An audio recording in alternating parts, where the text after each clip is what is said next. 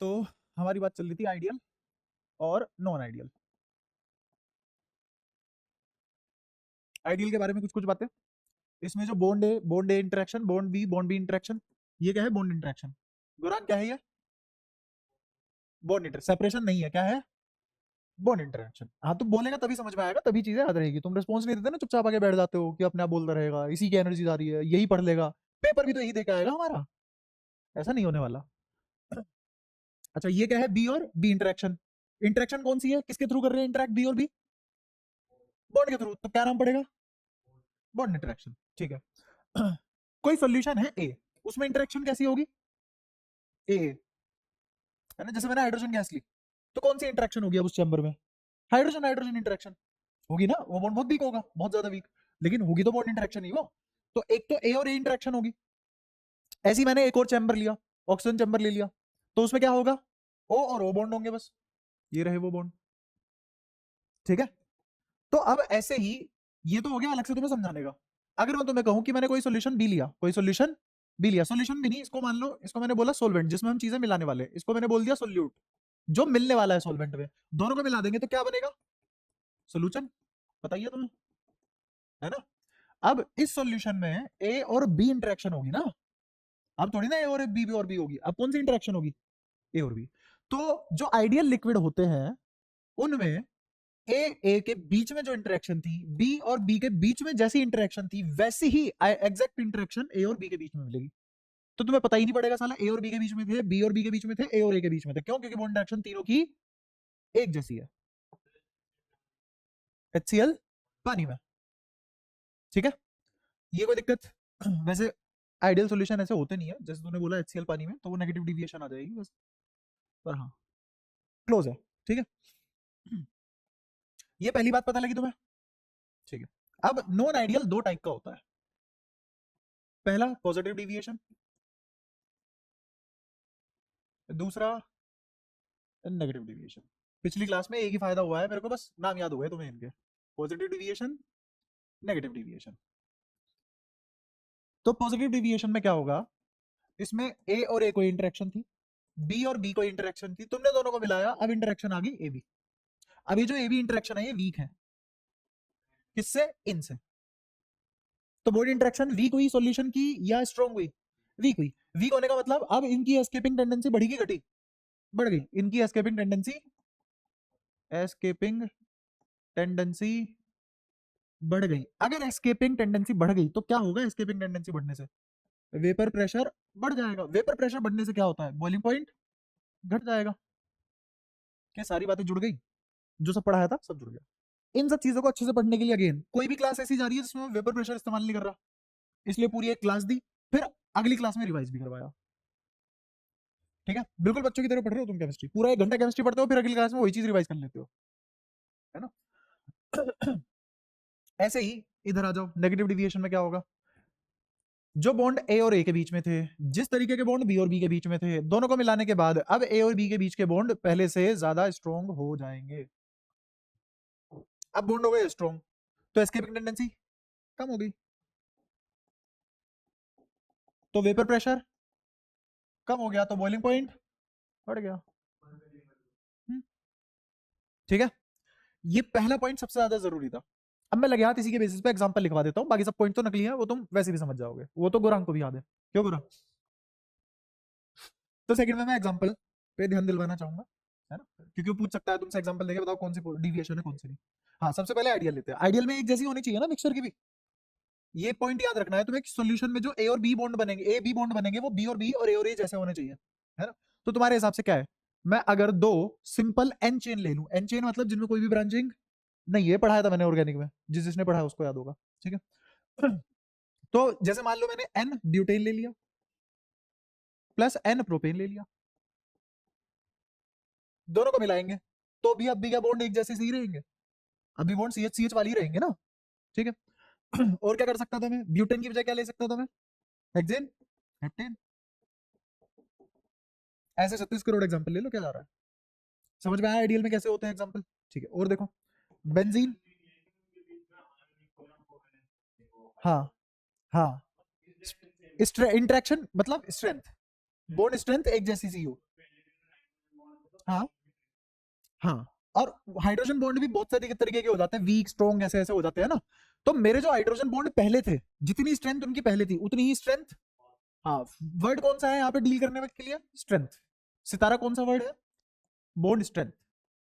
Bond strength. एक ही type के bond में भी स्ट्रेंथ वेरी कर सकती है, बट यहाँ पे स्ट्रेंथ वेरी नहीं करनी चाहिए आइडियल केस में। इसमें स्ट्रेंथ वीक होनी चाहिए, इसमें स्ट्रेंथ पहले के मुकाबले ज्यादा मजबूत होनी चाहिए, स्ट्रॉन्ग होनी चाहिए। जैसे benzene, benzene toluene, benzene toluene, जब इन दोनों को मिलाएंगे जो सोल्यूशन आएगा उसमें भी जैसा बेंजीन बेंजीन में था, टोलुइन टोलुइन में था, अब वैसा ही बॉन्ड स्ट्रेंथ किसमें मिलेगा मेरे को? बेंजीन और टोलुइन टोलुइन में। CH3 बिल्कुल। अच्छा, और क्या कर सकते हो तुम इसमें? और भी बतेरे एग्जांपल ले सकते हो, जैसे मैंने कहा आयोडोबेंजीन प्लस ब्रोमोबेंजीन, कैसा भी ले लो, फ्लोरोबेंजीन। ऐसे भी क्या बहुत सारे एग्जांपल ले सकते हो। इनमें भी बॉन्ड स्ट्रेंथ लगभग वही आ जाएगी जो किसके किसके बीच में थी, आयोडोबेंजीन आयोडोबेंजीन और जो ब्रोमोबेंजीन ब्रोमोबेंजीन के बीच थी, वही लगभग बॉन्ड स्ट्रेंथ किसके बीच में आ जाएगी? आयोडो और ब्रोमो के बीच में। कोई दिक्कत? अब इधर आ जाओ, एग्जांपल के नाम पे क्या क्या हो सकता है। मुझे बॉन्ड स्ट्रेंथ वीक चाहिए स्ट्रॉन्ग चाहिए? वीक, तो उसी के हिसाब से एग्जांपल देखो। एग्जांपल के नाम पे जैसे मैंने कहा कि H2O में तुमने अल्कोहल मिला दिया। अल्कोहल 36 प्रकार का हो सकता है। 36 प्रकार का कैसे? जैसे C2H5OH, क्या है ये तो अल्कोहल ही ना, OH ग्रुप लगा हुआ है। ऐसे ही इसकी बता रहा हूं मैं। ऐसे ही मैं क्या कर सकता हूँ, CH3OH, सबसे आसान। और क्या कर सकते हैं, अगर मैंने यहाँ C3 लिख दिया तो यहाँ कितना आएगा? 2n+2, तो कितना आ जाएगा? 8। है ना, लेकिन अब OH लगा हुआ है तो उसमें से एक घटाओगे भी तो। C3H7OH, सोच लो। हम्म।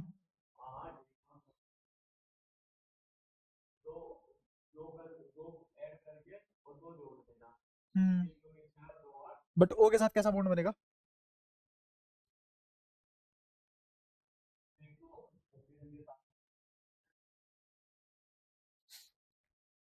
तो बोलो कितना आएगा? OH। ठीक है, ऐसे कितने ही बना सकते हो तुम। अच्छा, ये तो हो गया अल्कोहल ग्रुप, अल्कोहलिक ग्रुप है ना। तो H2O में अल्कोहल मिला दोगे तो अब पहले H2H2O इंटरेक्शन थी, अल्कोहल अल्कोहल इंटरेक्शन थी, अब जो H2 अल्कोहल इंटरेक्शन आएगी वो दोनों से वीकर आएगी। तो क्या मेरा बॉन्ड स्ट्रेंथ वीक हो चुकी है पहले के मुकाबले? जो सोलवेंट और सोल्यूट की आपस में थी, अब सॉल्यूशन की आपस में कमजोर आ गई है पहले से। ठीक है, और क्या एग्जांपल बन सकता है? और ये भी एग्जांपल बन सकता है। हम्म। अल्कोहल और पानी डाल दे, थोड़ी देर के लिए छोड़ दे, हाँ। हाँ, अल्कोहल उड़ेगी, पानी वही रहेगा। बट ऐसा कब होगा बताऊंगा, कहाँ लिमिट आएगी वो भी बताऊंगा। इसमें बहुत सारी बातें हो सकती है ना, चीजें इतनी आसान नहीं होती ना प्रैक्टिकली। प्रैक्टिकली अलग चीजें निकल के आती है ना, क्योंकि हम नॉन आइडियल का पीछा छोड़ के कहाँ चले गए? प्रैक्टिकल वाली दुनिया में चले गए। अगर तुमने अल्कोहल मिला दिया पानी में तो उसको अब 100% सेपरेट करना पॉसिबल नहीं है। और सेपरेट भी कैसे करते हैं? सेपरेट करते हैं उसको फ्रैक्शनल डिस्टिलेशन से, सुना होगा। अपने आप अगर होगा भी तो बहुत कम मात्रा में होगा। ऐसे नहीं है तुमने खुले में पानी और अल्कोहल छोड़ दिए आप मिक्स करके, और कुछ दिनों बाद सिर्फ पानी पी लिया उठा के, जहां जा जाएगी पूरी बराबर। फिर पानी के नशे हो रहे होंगे तुम्हें, तुम सोचोगे पानी का नशा है वो अल्कोहल की। अच्छा, CH3 क्या है? नाम जानते हो तुम उसका? इसी का ही नाम जानते हो तुम, यही तुम्हारे काम आता है ना, आएगा भी यही काम। नहीं आएगा, नहीं करोगे ये वाले काम। ठीक है, तो CHCl3 इसमें मिला दो CCl4। ठीक है, C क्या है? Carbon, Cl4 chlorine. ठीक है, तो इसका भी जब सॉल्यूशन बन के आएगा उसकी भी बॉन्ड स्ट्रेंथ वीकर होगी। ठीक है, और देखो, जैसे बता क्या बोलना चाहिए, क्या ऑर्गेनिक कंपाउंड है? क्या ये ऑर्गेनिक कंपाउंड है? क्यों नहीं है? कार्बन नहीं है इसमें। अच्छा, हाइड्रोजन नहीं है तो हम कार्बन के हिसाब से देखते हैं चीजें या कार्बन हाइड्रोजन? तो Cl4 के साथ कैटेनेशन दिखा दिया, कार्बन की प्रॉपर्टी नहीं है। तो फिर तो 4 बार 1 लगा, क्योंकि हर एक पे ही है ना। और जब 4 बार 1 लगा ही रहा है तो मत लगा, लगा तेरी मर्जी है ना। और फिर कितनी बार है क्लोरीन? 4 बार, है ना? तो 1 के लिए एक ही होता है, 2 के लिए डाया, 3 के लिए ट्राया, 4 के लिए, ठीक है? बाकी उसका नाम कुछ और है असली नाम, जो कॉमन नेम है, क्योंकि कॉमन नेम तुमने पढ़े नहीं अभी। कॉमन नेम बताएंगे, कॉमन नेम का अलग सेक्शन होगा तुम्हारा जब ऑर्गेनिक चालू होगी कॉम्पिटेटिव एग्जाम की, तो कॉमन नेम हम चीज़ों के पढ़ेंगे, कुछ कुछ जरूरी चीज़ें हैं, और फिर मैं तुम्हें थोड़ा थोड़ा लॉजिक भी बता दूंगा कॉमन नेम कैसे कैसे रखे गए होंगे। अच्छा, ऐसे बेंजीन प्लस इसमें तुम मिला लो एसीटोन,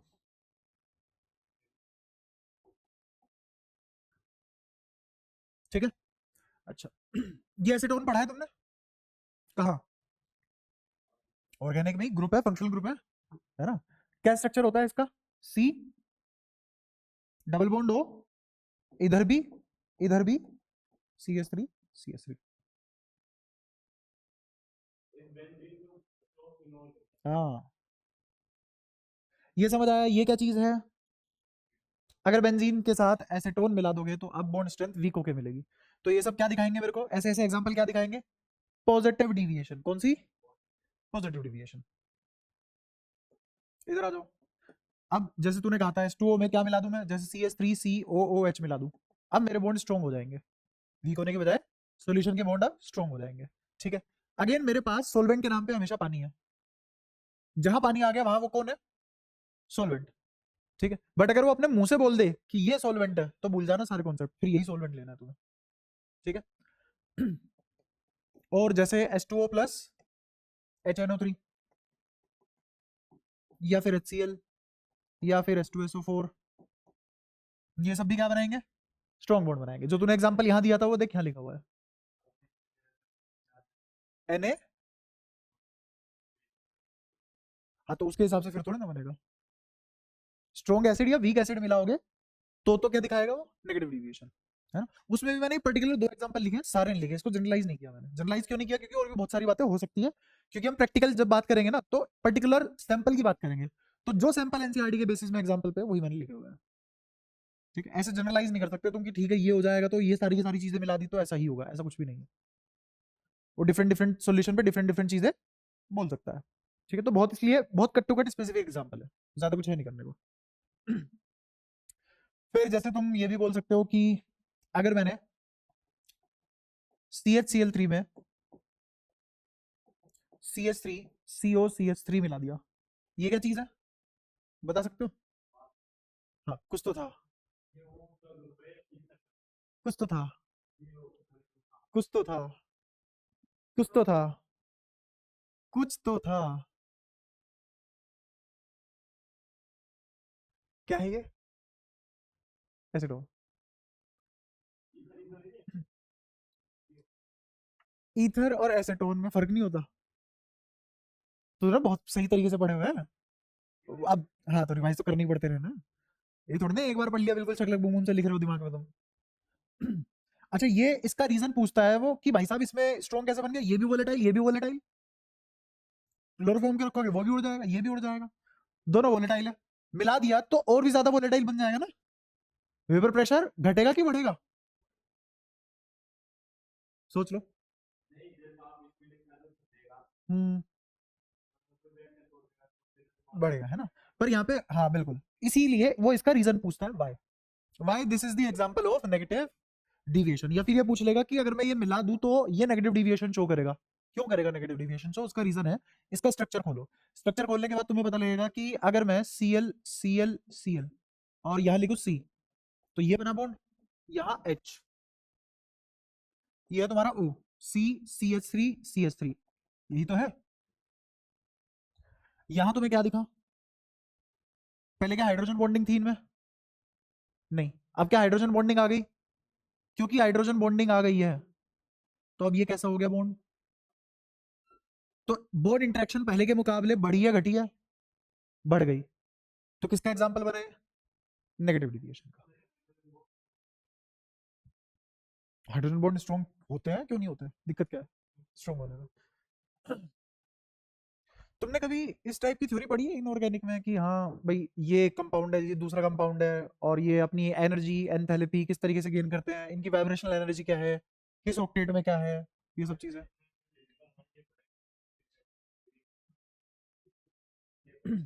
तुमने एलिमेंट एलिमेंट की पढ़ी है, आयनाइजेशन एनर्जी, ये सब वगैरह? हाँ मतलब एलिमेंट की किस तरीके से कोई एलिमेंट बिहेव करता है, किस ऑक्टेट में कब कौन सा इलेक्ट्रॉन किस तरीके से बिहेव करेगा, ये सारी बातें पढ़ी है।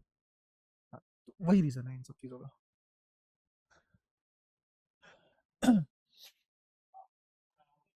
हम्म, उसमें तो सब पढ़ाना पड़ेगा ना, वरना तुम यही नहीं आगे बढ़ने देते मेरे को।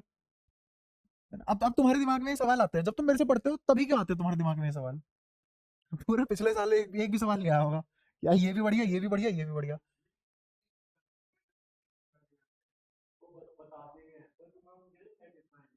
जैसे क्या कह दे वो सेटिस्फाई हो जाए तो? हाँ,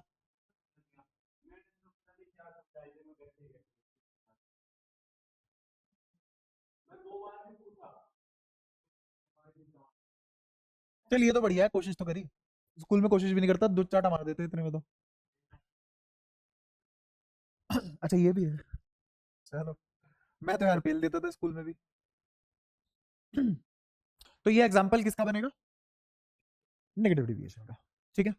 अब जैसे इसी के बेसिस पे तुमसे क्वेश्चन पूछ ले, क्वेश्चन कैसे पूछ लेगा ऐसे कि उसने बोल दिया, मान लो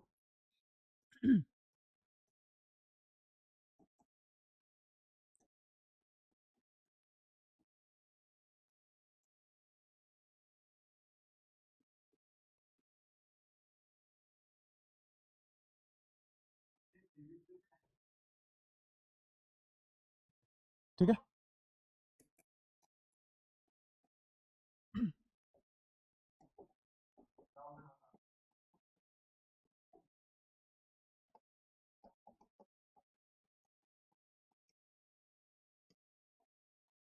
वो पूछ रहा है इसमें से कौन कौन नेगेटिव डिविएशन शो करेगा। दूसरे वाला है आइडियल, तो ये नेगेटिव डिविएशन शो नहीं करेगा। ये तो पॉजिटिव डिविएशन शो करेगा ना, ये पॉजिटिव डिविएशन शो करेगा नेगेटिव, पॉजिटिव करेगा, तो ये भी गलत हो गया। ये वाला पॉजिटिव की नेगेटिव, पॉजिटिव डिविएशन शो करेगा, ये करेगा नेगेटिव डिविएशन शो।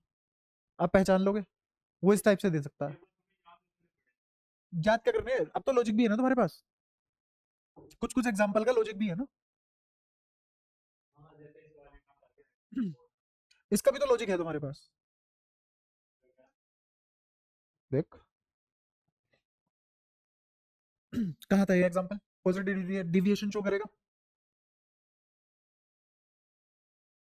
आ जाओ इधर आ जाओ। क्या बेंजीन है? ये क्लोरोफॉर्म है। बेंजीन और क्लोरोफॉर्म मिलाओगे तो बॉन्ड वीक बनेगा ना। बेंजीन लिक्विड होता है, गैस होती है, सॉलिड होता है? Benzene gas. अच्छा, और HCl? HCl गैस होती है, बेंजीन लिक्विड होता है। वरना कौन से सॉल्यूशन पढ़ रहे हो तुम, ये दोनों गैस? तो पहले वाले में देख, जब मैंने इन दोनों को मिलाया तो बॉन्ड स्ट्रेंथ घटेगी बढ़ेगी? हाइड्रोजन बॉन्डिंग है नहीं, कोई हाइड्रोजन बॉन्डिंग नहीं है, दोनों वाले डाइल है, बढ़ेगी। सॉरी घटेगी, घटेगी तो वेपर प्रेशर बढ़ेगा, बॉइलिंग पॉइंट कम हो जाएगा। हम्म, जो भी अटैकिंग एजेंट होगा उसके हिसाब से आ जाएगा रिएक्शन। अरे भाई, ओ ऑक्सीजन दिख रहा है तुझे? हाँ, तो क्यों हटेगा? ये तो है ना। हाँ, अब तुमने पूरी 11वीं में लात मारी है, जैसे ही तुमसे कुछ भी किसी भी रिएक्शन की बात होती है, ये भी सीखना है, ये भी सीखना है, अब सीखना है तुम्हें। 11वीं में क्या कर रहे थे?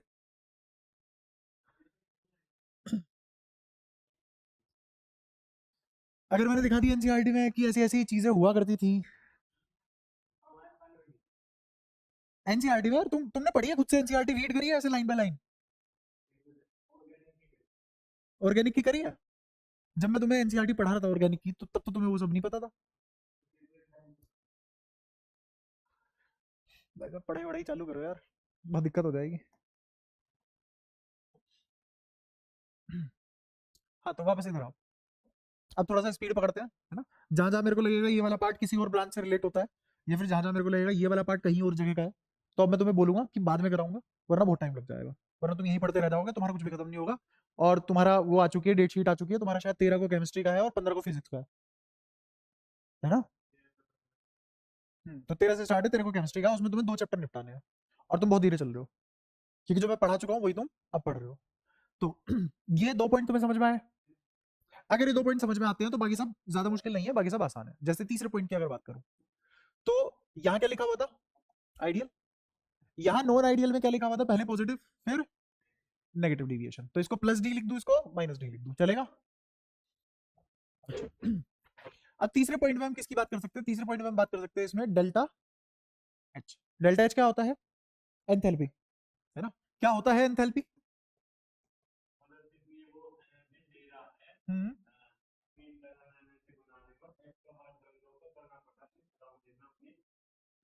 एनर्जी लेके और वर्क डन करने के प्रोसेस को क्या बोलते हैं? Gain enthalpy. नेगेटिव और पॉजिटिव दो तरीके से हो सकती है ना? तो आइडियल लिक्विड में जीरो होगी, ना वो लेगा ना वो देगा, ना वो लेगा ना वो देगा। अच्छा, ऐसे ही पॉजिटिव डिविएशन वालों में delta H, Gaurang, positive negative? Positive. क्यों पॉजिटिव? क्योंकि ये एनर्जी लेगा, एनर्जी लेगा मतलब एब्जॉर्ब करेगा। एनर्जी किसकी फॉर्म में? हीट की फॉर्म में। हीट एब्जॉर्ब करेगा तो कौन सी रिएक्शन? तो कौन सी रिएक्शन होगी यहाँ पे? एंडोथर्मिक।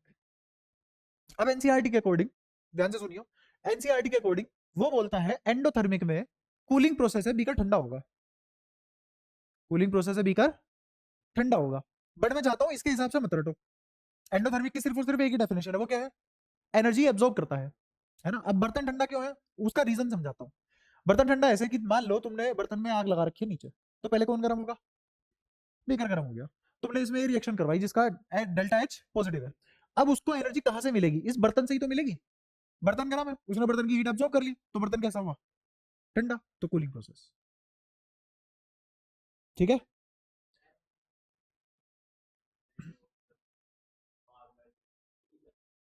तो इसका मतलब ये नहीं है तुम ये रट लो कि भाई बीकर ठंडा होता है, एंडोथर्मिक में तो बीकर ठंडा होता है, ऐसा कुछ भी नहीं है। ठीक है?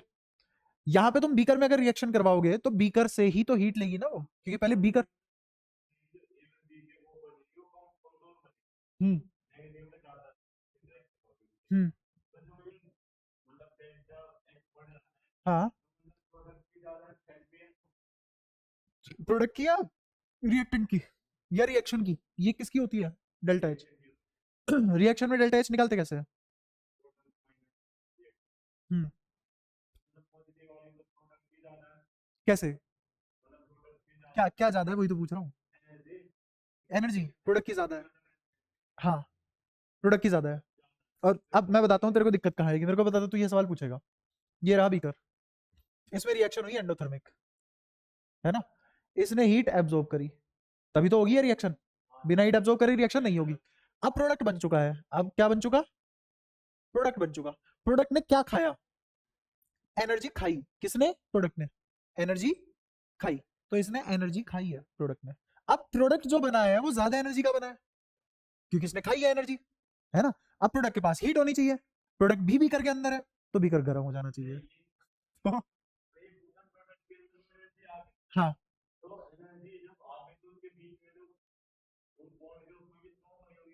हम्म, क्या?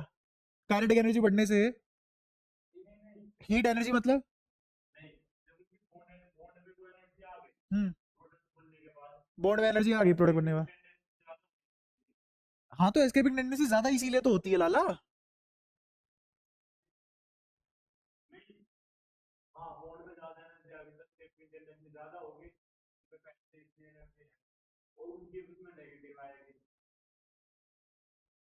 मैंने तो पढ़ाया भी नहीं, खुद ही रिलेट हो गया बस। तुझे पता है ना ये गलत क्यों है? कि सारा प्रोडक्ट भी बीकर के अंदर, प्रोडक्ट गर्म है तो बीकर गर्म होना चाहिए। समझ गया ना? क्योंकि प्रोडक्ट का टेम्परेचर नहीं बढ़ा, उसने हीट एब्जॉर्ब करी है। एब्जॉर्ब करने का मतलब ये है उसने टेम्परेचर नहीं बढ़ने दिया। ठीक है? और अगर टेम्परेचर बढ़ा भी है तो हम बीकर के ठंडे होने की क्यों बात कर रहे हैं? क्योंकि पहले बीकर से हीट छीनी गई है। ठीक है? हाँ, एक ही पॉइंट ऑफ व्यू से देख रहे हैं, तो उस पॉइंट ऑफ व्यू को तो एक्सप्लेन किया नहीं, लाइन वो लिख दी। अब बच्चा बीकर के हिसाब से डेफिनेशन रट गया, ये दिक्कत है। तो ये प्रोसेस कैसा होगा? एंडोथर्मिक। अच्छा, ऐसे ही यहाँ पे डेल्टा एच क्या होगा? नेगेटिव, और प्रोसेस कैसा होगा? एक्सोथर्मिक। मुझे बताओ इन दोनों में से कौन सी रिएक्शन स्पॉन्टेनियस है, कौन सी नॉन स्पॉन्टेनियस है? रिएक्शन की बात कर रहा हूँ अगेन। हाँ यहाँ रिएक्शन की बात हो रही है, यहाँ उसकी बात नहीं हो रही कि मैंने सॉल्यूशन और इसकी बात नहीं हो रही। नहीं, कौन सा स्पॉन्टेनियस है कौन सा नॉन स्पॉन्टेनियस है? दुनिया में एक्सोथर्मिक रिएक्शन स्पॉन्टेनियस होती है, एंडोथर्मिक नॉन स्पॉन्टेनियस होती है, क्योंकि एंडोथर्मिक जब तक नहीं दोगे हीट तब तक नहीं हो रही। तो तुमने करवाई है ना भाई साहब, और वो अपने आप हीट रिलीज कर रहा है। हीट रिलीज करने के लिए मजबूर थोड़ी ना करोगे तुम किसी को, है ना? तो हीट अपने हिसाब से अपने आप रिलीज होती है, तो ये कैसी होगी नेचर में? स्पॉन्टेनियस। और ये कैसी होगी नेचर में? Non spontaneous. मैं रिएक्शन की बात करूं, वहां तो रिएक्शन ही नहीं है। ठीक है, बता क्या हुआ यहाँ पे? ना एंडोथर्मिक है ना एक्सोथर्मिक है, डेल्टा एच जीरो है ना, एनर्जी ली गई। हाँ सोल्यूशन बन गया, तो एनर्जी इंटरेक्शन नहीं है ना। और एनर्जी इंटरेक्ट नहीं हुई, कि यही रीजन हो रहा होगा कि ए और ए में जो इंटरेक्शन थी, बी और बी में जो इंटरेक्शन थी वही, क्योंकि एनर्जी एक्सचेंज नहीं हुआ। अब देखो सिंपल सा टॉपिक है, जितनी बार पढ़ोगे उतनी बातें खुल जाएगी। हाँ कम होते तो ले लियो, बिल्कुल। क्या अभी एनर्जी पॉइंट ऑफ व्यू तुम्हें बहुत अच्छे से समझ आ गया? कितने भी डिटेल में क्वेश्चन पूछ ले, अब तुम कर लोगे। ठीक है, फोर्थ वन देखो। अब क्योंकि इसकी बात हुई रही है, अभी अभी मैंने तुम्हें स्पॉन्टेनिटी बताई है, तो स्पॉन्टेनियस को किससे दिखाते हैं? रैंडमनेस को किससे दिखाते हैं? डेल्टा जी और डेल्टा एस। हाँ एंट्रोपी डेल्टा जी और डेल्टा एस, है ना? डेल्टा एस क्या है? स्पॉन्टेनियस या रैंडमनेस, ऐसा बोल सकते हो, है ना? तो मेरे को बताओ, मिक्सिंग तो हमेशा रैंडम होगी। मैं रिएक्शन की बात नहीं कर रहा, मैं रिएक्शन की बात नहीं कर रहा। हाँ, तो मेरे को बताओ कौन सा सॉल्यूशन स्पॉन्टेनियस होगा? दोनों। अरे मिक्सिंग तो रैंडम ही होगी ना, मैं रिएक्शन की बात नहीं कर रहा। रिएक्शन ये कैसी थी? ये। बट जब सॉल्यूशन बना तो सॉल्यूशन फॉर्मेशन इज रैंडम, तो क्या इनकी दोनों की ही पॉजिटिव होगी?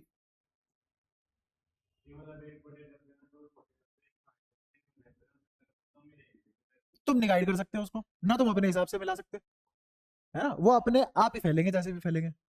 तुम ऐसे थोड़ी ना हाथ से पकड़ पकड़ के, तू यहाँ बैठ, तू यहाँ बैठ, रोल नंबर 21, ऐसा नहीं होगा। और इसकी क्या होगी? जीरो, तो पॉजिटिव। शाबाश।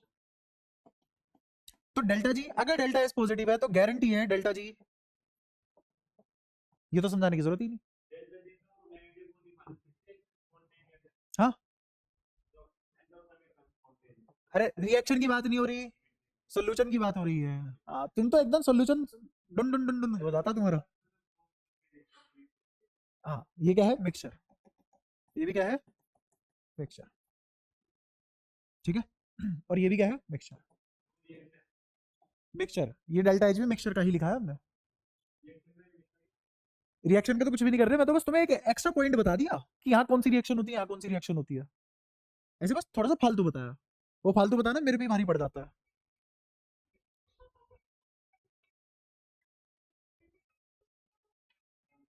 भाई इस आदमी से ज्यादा किसी ने दुखी नहीं कर रखा 2 दिन।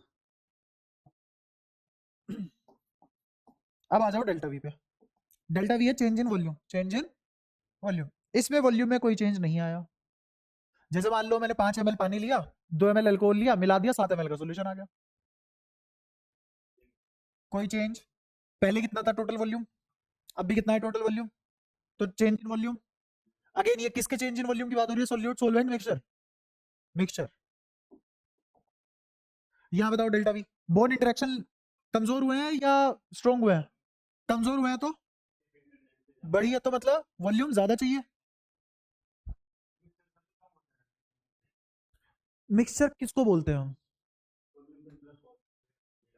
हाँ तो पहले मेरा पानी 5 ml में समाया हुआ था, मान ले पहले अल्कोहल 2 ml में समाया हुआ था, दोनों को मिला दिया, मान ले दोनों को मिला दिया। दोनों को मिलाने के बाद अब क्या होगा? फैलेंगे, वेपर प्रेशर बढ़ेगा। अब उनको वेपर प्रेशर बढ़ने की वजह से ज्यादा वॉल्यूम नहीं चाहिए। अब ज्यादा वॉल्यूम में नहीं मिलेंगे तेरे को अल्कोहल और उसके पार्टिकल, बॉन्ड इंटरेक्शन वीक हुई है ना। तो वीक होने का मतलब ही क्या है? दूर दूर हो जाएंगे। क्या वॉल्यूम बढ़ेगा? तो क्या यहाँ पे डेल्टा वी प्लस आएगा? हाँ तूने वो निकाल दिया, अब वे भी कर दिया उसको, लो ये धुआं उठ रहा है ना, कम हो गया। ये नहीं करना है भाई, तुम हिस्सा नहीं ले सकते हो इन चीजों में, है ना? पार्शलिटी नहीं करनी। खेल चलने दो उनका अपने हिसाब से। क्या बताओ डेल्टा वी कम होगा क्योंकि बोन इंटरेक्शन स्ट्रॉन्ग हो गई। अब और कम स्पेस चाहिए होगा, सिमट जाएंगे, है ना। बताओ यहाँ तक कोई परेशानी, सारी बातें क्लियर है पक्का। तो इस तरीके से हमने ये सब पढ़े थे बस, और तो कुछ नहीं बचा ना इसमें। हाँ सबसे इंपॉर्टेंट पॉइंट तो बची गया, ये सबसे इंपॉर्टेंट पॉइंट, सारी बातें हमने इसी पॉइंट के लिए की थी। एक होता है जो हम प्रेशर ऑब्जर्व करते हैं केमिस्ट्री लैब में, है ना, या फिर जो भी लैब होती है प्रैक्टिकली में कोई प्रेशर ऑब्जर्व किया हमने। और एक हमने राउल्स लॉ से निकाला, क्योंकि लिक्विड की बात हो रही है, कैसे सॉल्यूशन है, लिक्विड लिक्विड सॉल्यूशन है, तो राउल्ट लॉ के हिसाब से एक आएगा प्रेशर, और राउल्ट लॉ से हिसाब से प्रेशर निकालना हमने सीख रखा है। तुमने 2 दिन वही पढ़ा और कुछ नहीं पढ़ा है, याद करो, याद करो नर्सरी केजी वाले दिन। हाँ, और राउल्ट लॉ में फिर हमने डेल्टन लॉ गैस के लिए पढ़ा था, और राउल्ट लॉ उसके लिए पढ़ा था, जिसमें मोल फ्रैक्शन की बात हुई थी, क्या था, पी नोट एक्स, याद है, और फिर PT, P A plus PB, ये सब वही जो 4-5 चीजें हमने फॉर्मुलेशन की थी, वो सब वही राउल्ट्स लॉ है। उस राउल्ट्स लॉ के हिसाब से जो हमने प्रेशर निकाला, जो हमने प्रेशर निकाला, एक तो वो प्रेशर है सॉल्यूशन का, मिक्सचर का, और एक मिक्सचर का प्रेशर जो हमने प्रैक्टिकली ऑब्जर्व किया। 2 प्रेशर है अब मेरे पास, कौन कौन से, पी ऑब्जर्व्ड, और दूसरा पी जो राउल्ट्स ने निकाल के दिया, राव साहब लिख रहा हूं मैं बस, चलेगा राव में, ठीक है। तो अब अगर पी ऑब्जर्व पी राउल्ट्स बराबर आ गए, तो कैसा था वो, आइडियल, मतलब राउल्ट्स ने सही निकाल के दिया। और राउल्ट्स लॉ किसके लिए एप्लीकेबल है, आइडियल के लिए। तो पक्की बात है यहाँ और यहाँ गड़बड़ होने वाली है। अब वो गड़बड़ कैसे होगी, क्या ये पॉजिटिव डिविएशन है, अगर ये पॉजिटिव डिविएशन है तो ऑब्जर्व्ड प्रेशर, प्रैक्टिकली जो प्रेशर आएगा वो ज्यादा होगा किससे,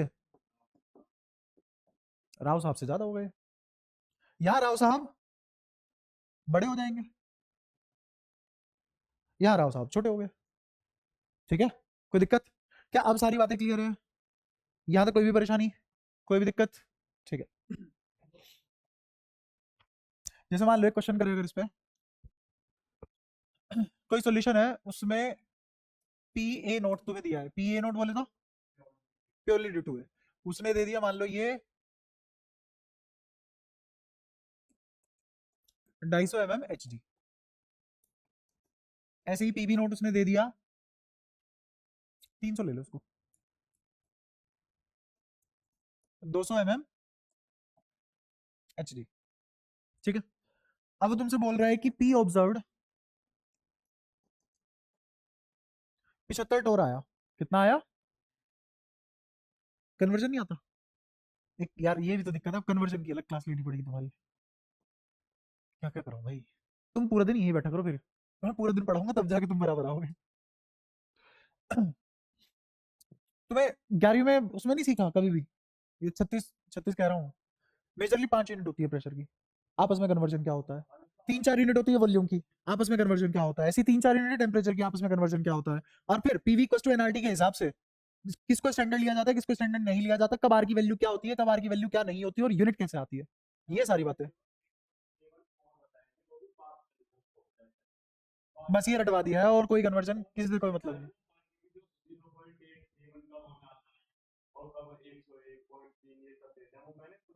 ट्यूशन व्यूशन में भी नहीं करी,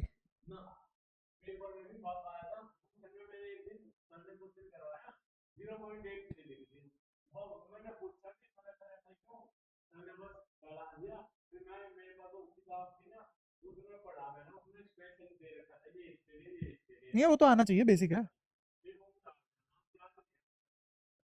कोई नहीं, किस दिन अलग से क्लास ले लूंगा इन सब की कन्वर्जन की, वैसे भी मुझे वो तो करानी है, तुम्हारे 3 चैप्टर तो करानी है कॉम्पिटेटिव लेवल पे, तो उन्हीं से शुरुआत करूंगा, जब वो करवाऊंगा ये सब अपने आप पड़ जाएंगे, तुम्हारी दिक्कत है, पता नहीं, तेरे क्लास में डरा लो बच्चा, पेपर में डरना चाहिए, तो इसीलिए मैं क्लास में डरा लेता हूँ, जुड़ रहा हूँ, पेपर में डरना चाहिए, तुम यहाँ डर गए कोई दिक्कत नहीं है, पेपर में नहीं डर लगना चाहिए, और पेपर में डरोगे भी नहीं, जितना मैंने करा दिया उसके बाद तुम्हें बचेगा नहीं पेपर में कुछ करने को। तो P observe 75 mm H D, तो इस तुम्हें पहचानना है कि पॉजिटिव डिविएशन है, नेगेटिव डिविएशन है, या आइडियल सॉल्यूशन है, या फिर तुमसे पूछ लेगा बताओ सॉल्यूशन कैसा है, आइडियल है, नॉन आइडियल है, और नॉन आइडियल है तो पॉजिटिव डिविएशन वाला है या नेगेटिव डिविएशन वाला है, मोल फ्रैक्शन इक्विमोलर है, बात ही खत्म, इक्विमोलर है, बात खत्म, बिल्कुल इक्विमोलर।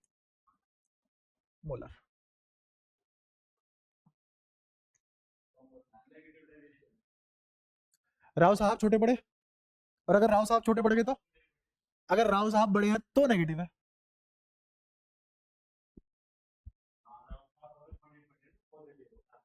राव साहब अगर बड़े हैं तो नेगेटिव होगा। राव साहब अगर बड़े हैं तो नेगेटिव होगा, क्योंकि पी ऑब्जर्व कम हुआ है। कम असलियत में कब कम होगा, जब इंटरेक्शन बढ़ेगी। ठीक है, तुमने राव गलत लपेट दिया बेचारा। इक्विवोलेंट, तेरे को आया समझ क्या बोल गया है? क्या बात, आंसर आ गया। आंसर कैसे आया? इल, मतलब 1:1 है, नंबर ऑफ मोल्स 1:1 है, इसका मतलब आधे आधे मोल है। मुझे कैसे पता लगा, बताता हूँ। अगर मैं कहूँ ए के 5 करोड़ मोल है, बी के 8 करोड़ मोल है, तब बी क्या ये इक्वेशन वही आंसर करेगी? नहीं पता। इस इक्वेशन को दुनिया में कोई गलत नहीं कर सकता, क्योंकि ये मैथमेटिकल है, केमिस्ट्री इक्वेशन नहीं है ये। रुक जा रुक जा रुक जा रुक जा, केमिकल इक्वेशन नहीं है, उसको समझने तो दे। तू तो अभी आंसर बता देगा, मैं उसको हमेशा के लिए तैयार कर रहा हूँ। ये इक्वेशन मैथमेटिकल है, केमिकल इक्वेशन नहीं है। ठीक है समझाता हूँ कैसे। एक्स से बताएगा क्या लिखा हुआ है? हम्म, अपॉन, इससे पता है सिर्फ एक ही चीज साबित होगी, अभी मैं देखते, मैंने आंसर नहीं किया, तेरे से ही निकलवाऊंगा। बोल इसको क्या लिखूं? इजिकल टू छोड़, इन दोनों को ऐड कर, नीचे डिनोमिनेटर में क्या आएगा?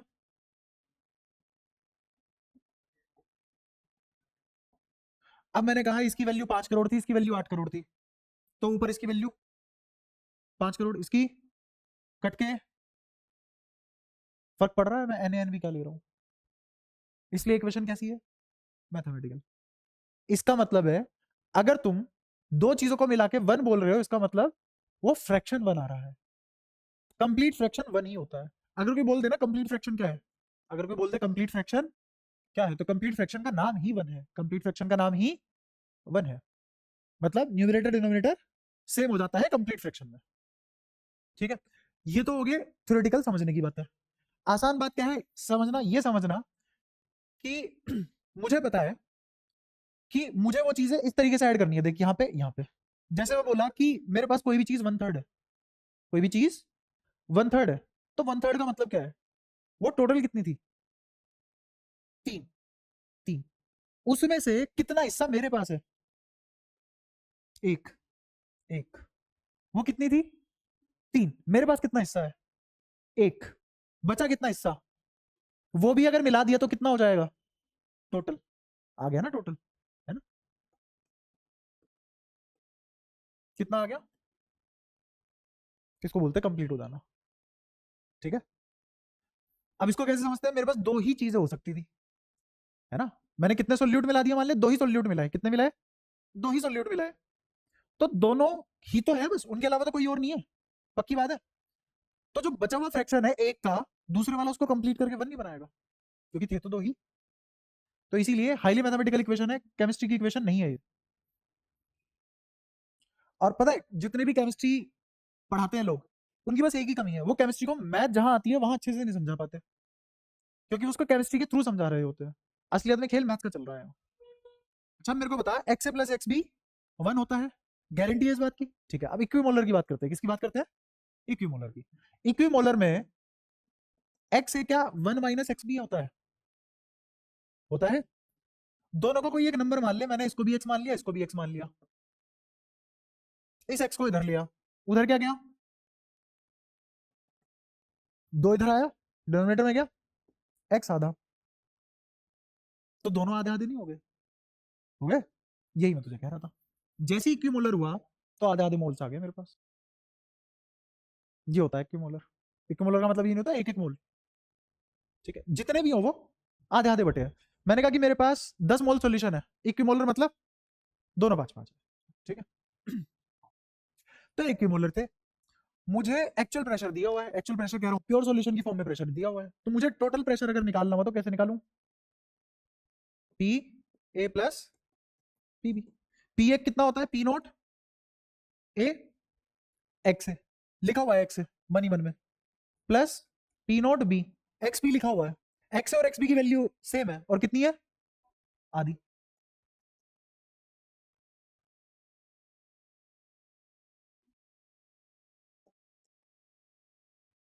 आधा कॉमन ले लिया बाहर, कोई दिक्कत?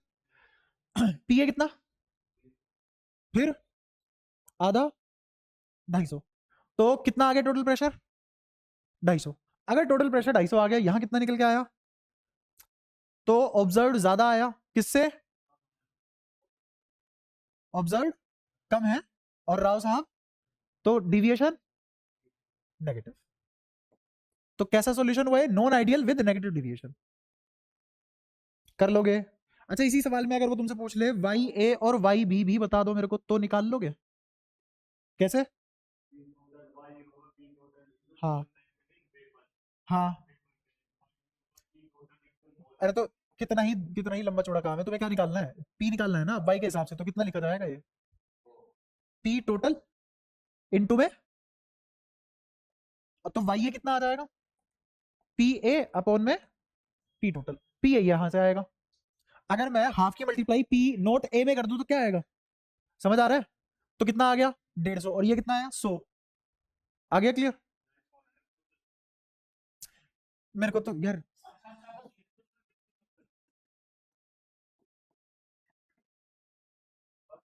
पी ए कितना निकल के आया 150, कैसे निकाला, आधा इंटू 300, तो कितना आया,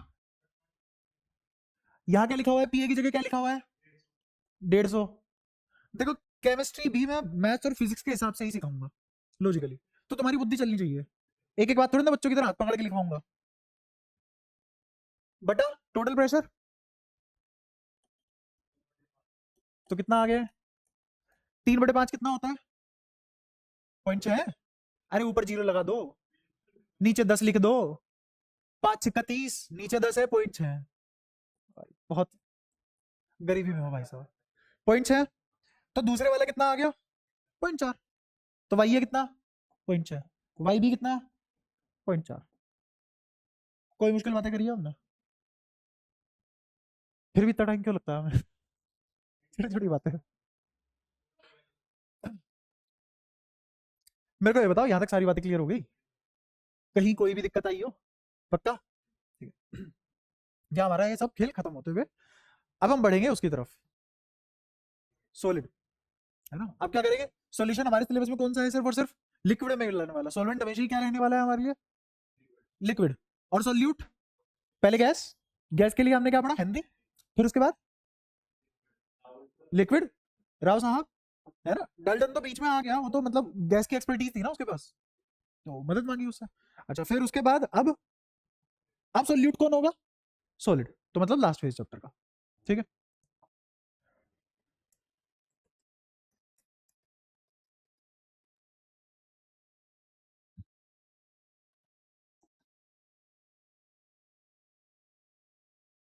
ठीक है, कोई दिक्कत इसमें? ऐसा करते ही यहां पे आ जाती है कोलिगेटिव प्रॉपर्टीज, कोलिगेटिव प्रॉपर्टीज। अब ये कोलिगेटिव प्रॉपर्टीज क्या है, इस वर्ड का कोलिगेटिव का मतलब ये है कि मुझे नेचर से गोबर फर्क नहीं पड़ता, नेचर से कोई फर्क, मुझे तो क्वांटिटी बताओ क्या लिया, क्या बताओ, क्वांटिटी। तुमने पोटेशियम का लड्डू लिया है, सोडियम का लड्डू लिया है, कैल्शियम का लड्डू लिया है, बाहर में जाया, मुझे तो बताओ कितने किलो लिया है, मुझे मत बताओ सोडियम लिया है कैल्शियम लिया है, मुझे बताओ कितना। तो इसको किससे मतलब है, क्वांटिटी, क्वांटिटी बोले तो अमाउंट, इसको किससे मतलब नहीं है, नेचर, नेचर में क्या क्या आ जाता है, नेचर में प्रॉपर्टीज भी आ जाती है, ठीक है? तो नेचर में क्या क्या आ गया, साइज, शेप, ये सब क्या है नेचर, मॉलिक्यूलर शेप कैसी है, साइज कैसा है, बॉन्ड की शेप कैसी है, साइज कैसा है, बॉन्ड की कोई शेप साइज होती नहीं, तुम ये लठ मार मार के और ये डंडे मार मार के क्लोज बॉन्ड और फार बॉन्ड, ये सब ये उसकी क्या है, रिप्रेजेंटेशन है। एक्चुअल में बॉन्ड एनर्जी, एनर्जी किसी ने नहीं देखी, वर्क डन किसी ने नहीं देखा, फोर्स किसी ने नहीं देखा, ठीक है? प्रॉपर्टीज के नाम पे क्या क्या आ सकता है, बहुत सारी 36 प्रकार की प्रॉपर्टीज होती है, जैसे एक एग्जांपल ले लेता हूं, कौन सा मॉलिक्यूल या फिर कौन सा सॉल्यूशन, कौन सा कंपाउंड कितनी इलेक्ट्रॉन नेगेटिविटी या कितनी इलेक्ट्रो पॉजिटिविटी या फिर कितनी इलेक्ट्रिक नेचर शो कर सकता है, वो भी क्या है एक टाइप की प्रॉपर्टी। इसको इन सब बातों से कोई मतलब नहीं है, किसको, कोलिगेटिव को इन सब बातों से कोई मतलब नहीं है, ठीक है? जैसे sodium is more electrical than potassium, ये कहेगा भाई ये बात तो अपने घर रख, मुझे बता कितने लिया है तूने, कितने मोल लिया है, या कितने किलो लिया है, कितने ग्राम लिया है, कितना पार्ट्स लिया है इसका, तो वो सब किस में आ जाएगा, अमाउंट में। तो कोलिगेटिव मतलब अमाउंट से मतलब है, हमें और किसी बात से मतलब नहीं है। ऐसी ऐसी प्रॉपर्टीज को क्या बोलते हैं, कोलिगेटिव प्रॉपर्टीज, जो इन सब प्रॉपर्टीज पे, इन सब नेचर पे, इन टाइप की प्रॉपर्टीज पे डिपेंड नहीं करता, सिर्फ और सिर्फ किस पे डिपेंड करती है, वो प्रॉपर्टी जो सिर्फ अमाउंट पे डिपेंड करती है। क्या याद हो चुका है, अब बोलोगे जिंदगी में, बस यही पढ़ना है, ये पढ़ने के बाद 4 चीजें हो रही है, उसके बाद खत्म ये भी, ठीक है। तो सबसे पहले कोलिगेटिव पढ़ते हैं। कोलिगेटिव में देखना आप ध्यान से, होगा क्या, मान लो मैंने कोई सोल्यूट लिया और कोई सोलवेंट लिया, तो टोटल प्रेशर किसके बराबर आएगा अगर तुम, या फिर प्रेशर ऑफ सॉल्यूशन किसके बराबर आएगा, pressure of solution will be equal to pressure of solute X solute plus pressure solvent X solvent. जब सोल्यूट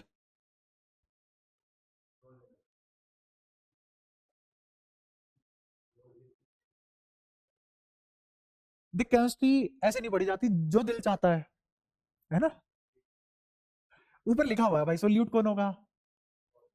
हमने कभी भी जिंदगी में सोलवेंट चेंज किया है, हमारे एनसीईआरटी 12th के पहले चैप्टर, दूसरे चैप्टर, जो भी तुम बोलते हो अभी से एनसीईआरटी के हिसाब से, उसमें सोलवेंट हमेशा ही क्या रहेगा, और कोई हमारे सिलेबस में सोलवेंट नहीं है, उसमें गैस, लिक्विड और सॉलिड मिला सकते हैं हम। हमने 2 पढ़ लिए हैं, तीसरा पढ़ रहे हैं कौन सा, सॉलिड।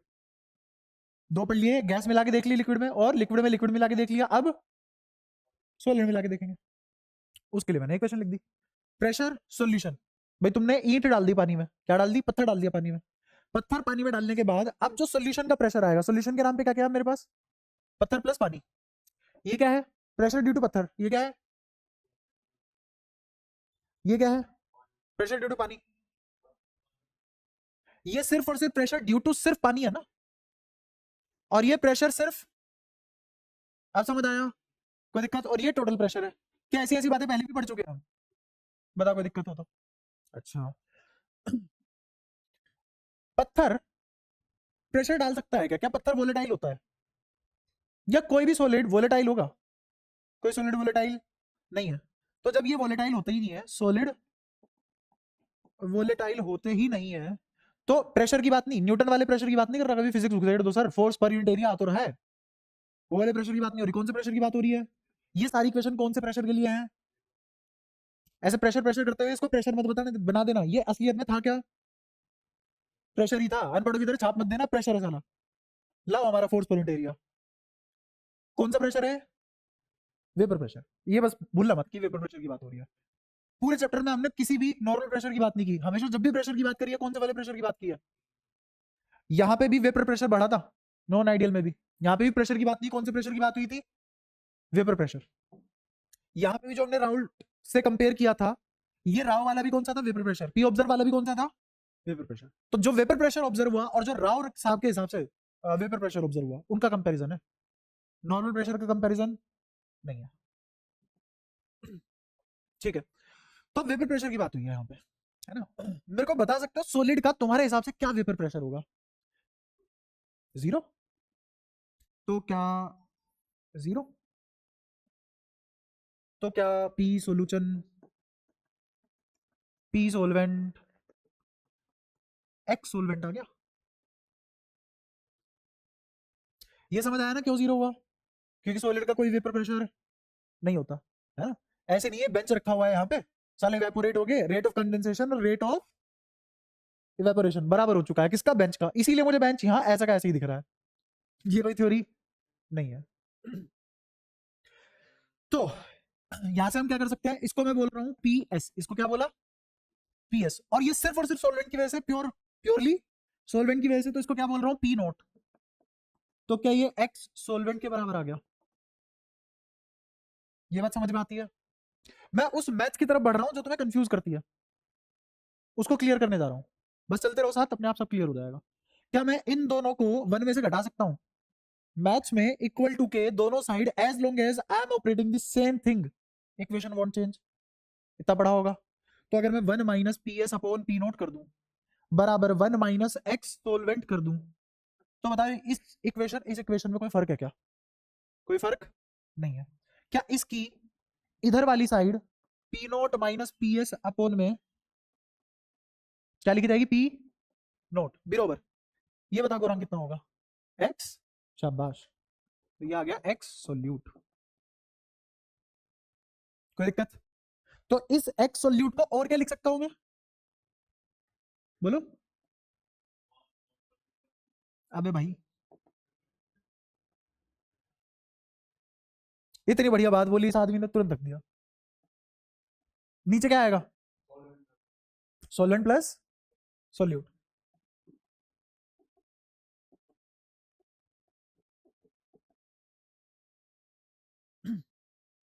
ठीक है, मेरा एक और सवाल, नीचे एन सोल्यूशन प्लस सोल्यूट आएगा, सोलवेंट प्लस सोल्यूट आएगा, ध्यान से देखो।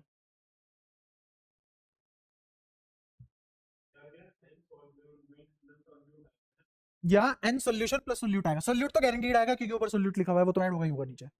अब इस सोलवेंट की जगह सोलवेंट ही आएगा या सोल्यूशन आएगा, सोलवेंट या सोल्यूशन, रीजन बता सकते हो, तुम्हें कैसे पता कि ये सोलवेंट ही बनेगा, कंपैरिजन सॉल्यूशन से हो रहा है। कंपैरिजन किससे हो रहा है, तो नीचे दोनों का ऐड करोगे, यही तो सॉल्यूशन का है, इसलिए तो यहाँ पे क्या आएगा, सोल्यूट और सोलवेंट, सोल्यूट और सोलवेंट दोनों को मिला के क्या बन जाएगा नीचे, सॉल्यूशन। क्या बन जाएगा, सॉल्यूशन। तो मुझे क्या लिखा हुआ मिलेगा, एन सोल्यूट अपॉन में N solution, N solute upon में एन सॉल्यूशन। कोई दिक्कत? क्या पहले भी पढ़ी थी हमने ये सब बातें, पढ़ रखी है, बस यहाँ पे दोबारा से अलग फ्लेवर में पढ़ रहे हैं उसको। तो क्या मैंने एक इक्वेशन निकाल ली जिसका नाम है P naught minus P S upon में पी नोट बराबर एक्स सोल्यूट, रहेगी दिमाग में, पक्का? ठीक है। एक और चीज देखते हैं।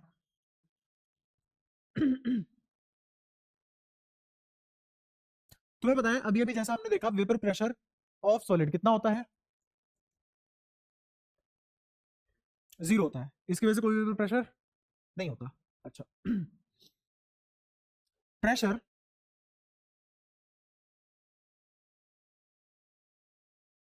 और आसानी से कराता हूँ, रुको, इतने लंबे जाने की जरूरत नहीं पड़ेगी, आओ इसी को ही देखें। ये मैंने क्या लिखा था, एन सोल्यूट अपॉन में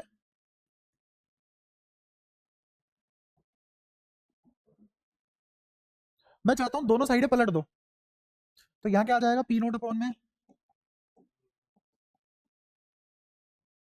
पलट दिया ना, इधर क्या आ जाएगा, जब पलटोगे तो इमेजिन करो, स्टेप खा रहा हूं कुछ, जब पलटोगे तो ऊपर क्या लिखा हुआ है, N solvent plus N solute, नीचे क्या लिखा हुआ है, एन सोल्यूट, एन सोल्यूट से एन सोल्यूट कट जाएगा, हाँ, ये तो हो गया 1, और यहाँ क्या बचेगा, अपॉन में एन सोल्यूट आएगा।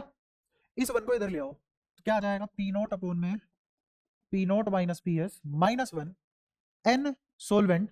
अब जो ये सोलवेंट है, ये जो सोलवेंट है इसको मैं लिख रहा हूँ कैपिटल एन, क्योंकि जनरली सोलवेंट में मोल्स ज्यादा होते हैं, सोलवेंट वाले मोल, क्योंकि तुम सोलवेंट में ही तो चीजें मिलाते हो, ऐसा तो है नहीं कि पानी है 5 ml और एक बोरी नमक डाल दिया उसमें, ये कोई बात थोड़ी ना हुई, है ना? तो फिर वो तो कोई सोल्यूशन ही नहीं बना अपना। अगर तुमने 5 ml पानी में एक बोरी डाल दी तो उसको क्या बोलोगे कि एक बोरी में 5 ml डाला है, ना कि 5 ml में बोरी डल गई।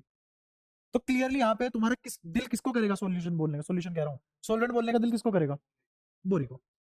तो इसीलिए जनरली कैपिटल एन बड़ा होगा, होगा। नीचे क्या आ जाएगा, छोटू एन। अब मैंने सिंबल बना दिया, कैपिटल एन किसको दर्शा रहा है, नंबर ऑफ मोल्स ऑफ, और छोटू n number of moles of solute. ठीक है, एलसीएम ले लो, तो ऊपर कितना लिखा गया, पी नोट माइनस या माइनस का आ गया, माइनस माइनस प्लस अपॉन में,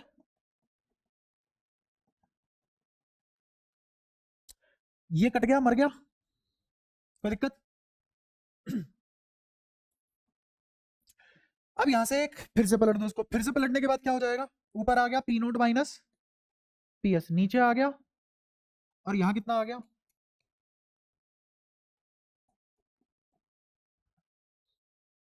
कोई दिक्कत? अब ऊपर कौन आ गया, सोल्यूट, नीचे कौन आ गया, सोलवेंट। आई बात समझ में? तो इसको मैं एक सिंबल दे देता हूं ये। अब जो मैंने तुम्हारे लिए तैयार किया है वो तैयार किया है कैलकुलेशन से बचने का तरीका। अगर तुम ये वाला फॉर्मूला यूज करते हो क्वेश्चन न्यूमेरिकल में, तो आंसर फटाफट आएगा कम कैलकुलेशन के साथ।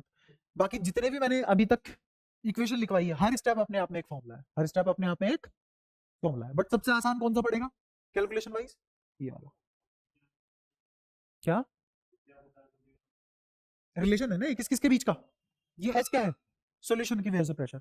ये क्या है? पी नोट सॉल्वेंट की वजह से प्रेशर। ये क्या है? सोल्यूट अपॉन सॉल्वेंट के moles, number of moles of solute upon में नंबर ऑफ मोल्स ऑफ, उनके बीच का रिलेशन है। अब कितने वेरिएबल है यहाँ पे? 3। कौन कौन? हाँ, और नीचे सोल्वेंट। दोबारा कितने वेरिएबल है? 3। कौन कौन? पी नोट, पी एस और ये एन। इसको एन को ओपन कर दो तो कितने variable? 4। Moles of solute, moles of सोल्वेंट, 4 variable. अब इन 4 में से कोई 3 छुपा के एक पूछ लेगा। नहीं आ रहा समझ? अब मैं तुम्हें बताता हूं सवाल कैसे बनेगा। कितने वेरिएबल थे? 4। इक्वेशन कितनी है? 1। 4 वेरिएबल, एक इक्वेशन, तो उसको 3 वेरिएबल देने पड़ेंगे, 3 वेरिएबल देने पड़ेंगे और एक वेरिएबल पूछना पड़ेगा। तो कितने टाइप के क्वेश्चन बन सकते हैं? 4 वेरिएबल है, एक पूछेगा, इतने टाइप के सवाल बन सकते हैं। इससे हर सवाल खत्म। लो, ऐसे होता है न्यूमेरिकल जनरलाइज। अब तुम न्यूमेरिकल के टाइप ढूंढते फिरते हो। इतना आसान होती है चीजें सोचना, थोड़े बड़े दिमाग से तो सोचो, ओवरव्यू लेके। क्या सारी बातें क्लियर है जो पढ़ा दी? कोई भी दिक्कत यहाँ तक? पक्का? ठीक है। कभी भी कंपेयर करने के लिए जिस चीज से कंपेयर करते हैं वो कहाँ आती है? Denominator, numerator? डिनोमिनेटर, है ना।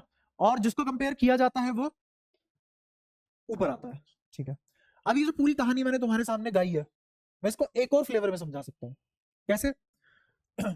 जब तुमने कभी भी सॉलिड मिलाया किसी भी सोलवेंट में, एज ए सोल्यूट सॉलिड मिलाया, तो सॉल्यूशन तैयार हुआ, सॉलिड प्लस लिक्विड, है ना। सॉल्यूशन का वेपर प्रेशर बढ़ा घटा? बढ़ा की घटा? वेपर प्रेशर कैसे? ये तो हमने राव में ही पढ़ा था। साला लिक्विड लिक्विड मिलाता तब जाके प्रेशर घट जाता है।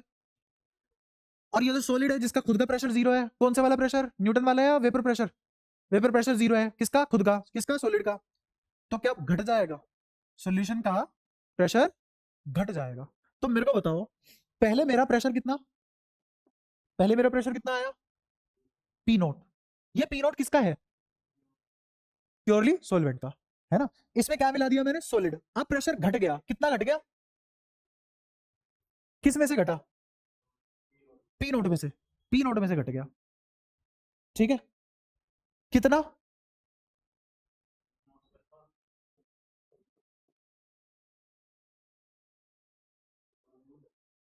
सॉल्यूशन, सॉल्यूशन भाई डिफरेंस आ जाएगा ना।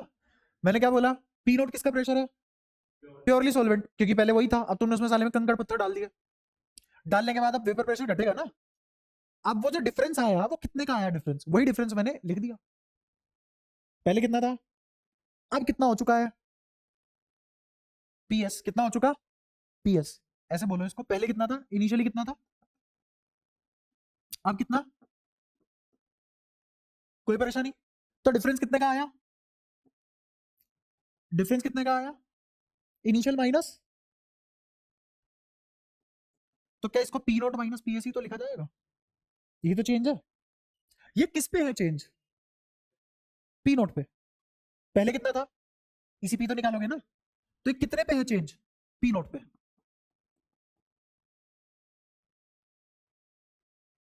तो मैंने क्या निकाल लिया? फ्रैक्शनल चेंज निकाल लिया। अगर मल्टीप्लाई कर दूं 100% से तो मैंने परसेंटेज चेंज निकाल लिया। ऐसे ही तो निकालते हैं परसेंटेज चेंज। ये समझना मैथ्स है, केमिस्ट्री नहीं है। जैसे उसके 12 बजे हुए ना, वरन मैंने तेरे से कहा कि मेरे पास 10 रुपए थे, 3 रुपए खो गए, मेरे पास कितने परसेंट बचे? 7%। मैंने कहा कितने परसेंट बचे? तो मैं पता है क्या करूंगा, मेरे पास थे कितने? 10। कितने खो गए?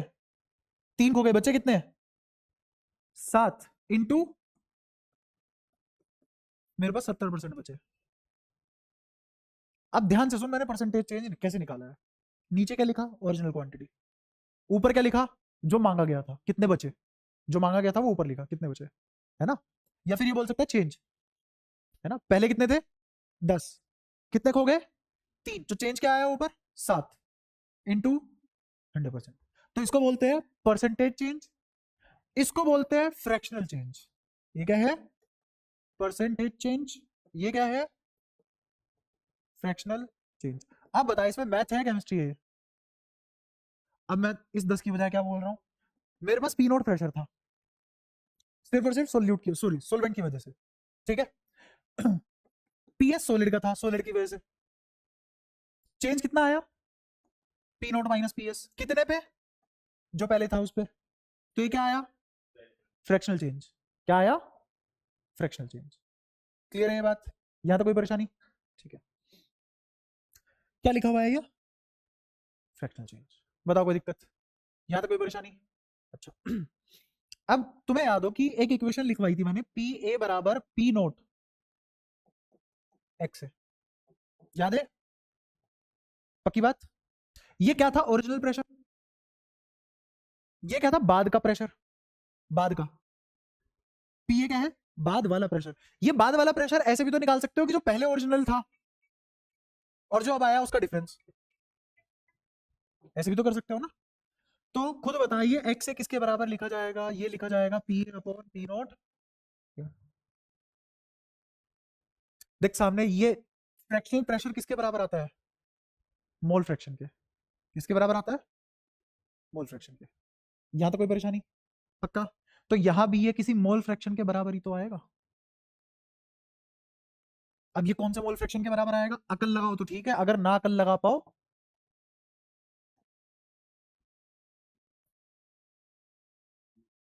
इसलिए कह रहा हूं अगर किसी बच्चे का एडवांस लेवल पे दिमाग दौड़ता है तो जो आज की क्लास तुमने 1 घंटे में लिया ये लिखूंगा उसको 1 सेकंड में समझ आएगा, आगे सीधा न्यूमेरिकल। मैं तुम्हें ये दिखाना चाह रहा हूं कि सोचता कैसे है वो आदमी, किस बालक का सिलेक्शन होता है। सीबीएसई वाले तो नीमिक होके रह जाते हैं फॉर्मेलिटी में, है ना। देखिए मेरे को समझाने में बहुत मेहनत लगी, ये समझाने में बहुत मेहनत लगी, एक टाइम पे समझने में भी मेहनत लगी होगी, लेकिन एक बार समझ में आ गया अब सोच बंदा तो डायरेक्ट यहीं से सोचना शुरू करेगा ना, ये उसकी मेंटेलिटी है, ठीक है। वो थोड़ी ना ये सब करेगा, वो सीधा सोचेगा कि P naught minus P S upon P note is fractional change, किसके बराबर आएगा मोल फ्रैक्शन, किसके बराबर मोल फ्रैक्शन। और ये कैसे पता लगाओगे सोल्यूट, क्योंकि ये जो चेंज आया है ये किसका बता रहा है सोल्यूट का ही तो बता रहा है, सोल्यूट की वजह से कितना आता है वही तो डिफरेंस है, तो मोल फ्रैक्शन भी किसका है सोल्यूट का, ठीक है। तो जैसे ही अब सुनना ध्यान से, जैसे ही मैंने तुम्हारे सामने सोलिड प्लस लिक्विड चालू किया तो मैं तुरंत बोलता देखो सोलिड की वजह से तो है जीरो, खुद का सारा का सारा है सॉल्वेंट की वजह से, ठीक है।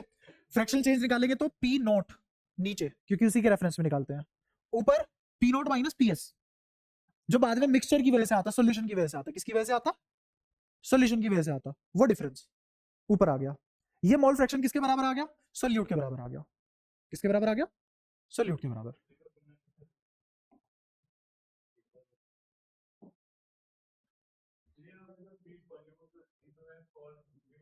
हम्म कहाँ पे पीएस ये है, हाँ ये है पीएस, जहां भी मैंने पीएस लिखा है इस वाले स्लाइड पे जहां भी पीएस लिखा है वो पी सोल्यूशन है, वो क्या है पी सोल्यूशन है, तो यहां भी क्या है ये पी सोल्यूशन है, तो ओरिजिनल में से क्या घटाया सोल्यूशन का, ओरिजिनल में से क्या घटाया तो सॉल्वेंट में से क्या घटाया सोल्यूशन का, तो क्या बचा सोल्यूट का मोल फ्रैक्शन, किसका लिखा हुआ है सोल्यूट का, क्या वही लिखना चाहिए था जो लिखना चाहिए था वही लिखा हुआ है। क्लियर है सारी बातें पक्का? तो इसीलिए किसी का अगर एक सब्जेक्ट स्ट्रॉन्ग है तो दूसरा सब्जेक्ट स्ट्रॉन्ग करने में से कोई दिक्कत नहीं आती, क्योंकि किसी भी चीज को स्ट्रॉन्ग करने के लिए मेंटालिटी चाहिए, बस और कुछ नहीं। खैर अगर ये वाली थॉट प्रोसेस पसंद आए तो ठीक है, नहीं आए तो अपने पास ये वाला जुगाड़ तो है ही जो तुम लपेट के आए हो, ठीक है। इसको भी मैं अलट पलट के क्या कर सकता हूँ, इसका भी अतापी वितापी बना के ये वाली इक्वेशन फॉर्म कर सकते हैं। यहां तक किसी को भी कोई भी दिक्कत आई हो तो बताओ पक्का? एक और तरीके से मैं तुम्हें बता सकता था, मेरे को बताओ जो मैं सॉलिड मिलाऊंगा या फिर जो मैंने तुम्हें पहले भी बताया लिक्विड लिक्विड के केस में, मैंने ये कहा था कि सोल्यूट के कितने मोल्स होते हैं सॉल्वेंट के रेस्पेक्ट में, लिक्विड लिक्विड में जब मैंने कहा था कि कितने मोल गैस या कितने मोल लिक्विड मिलाते हैं हम किसी भी सॉल्वेंट में?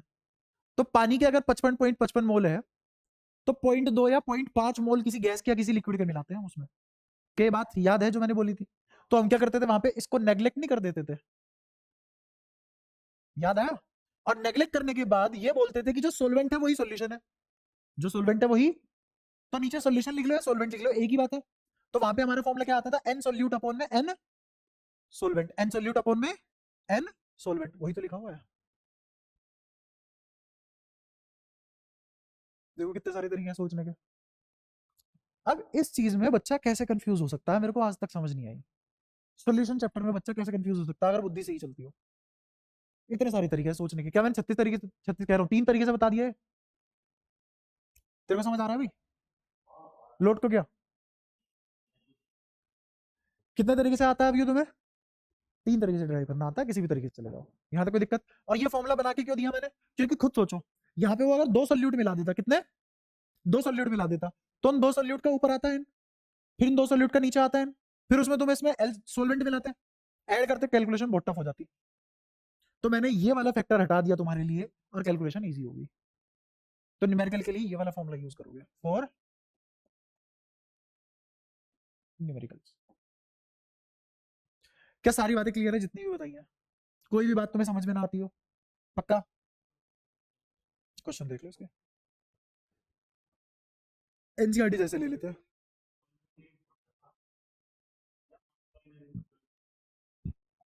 जब पढ़ेंगे वो तो बात करेंगे, वो बहुत अलग तरीके से बात होगी वहां पे। मैंने हल्की हल्की से जाके तुम्हें आज दे ही दी। वहां पे पढ़ने के लिए कैसी बुद्धि चाहिए? ऐसी कि मैं सीधा एक लाइन यहाँ बोलूंगा और उसके आगे न्यूमेरिकल चालू हो जाएंगे।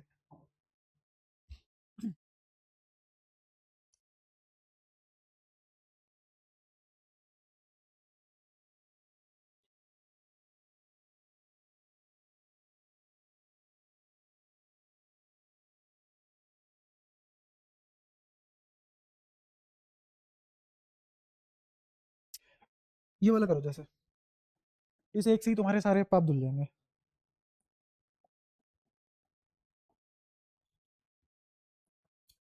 इन 900 ग्राम H2O, 12 gram each of urea and glucose is added to form solution.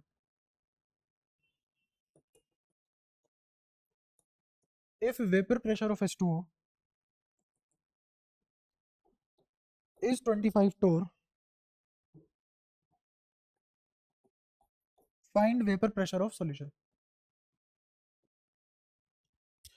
Question समझ आया?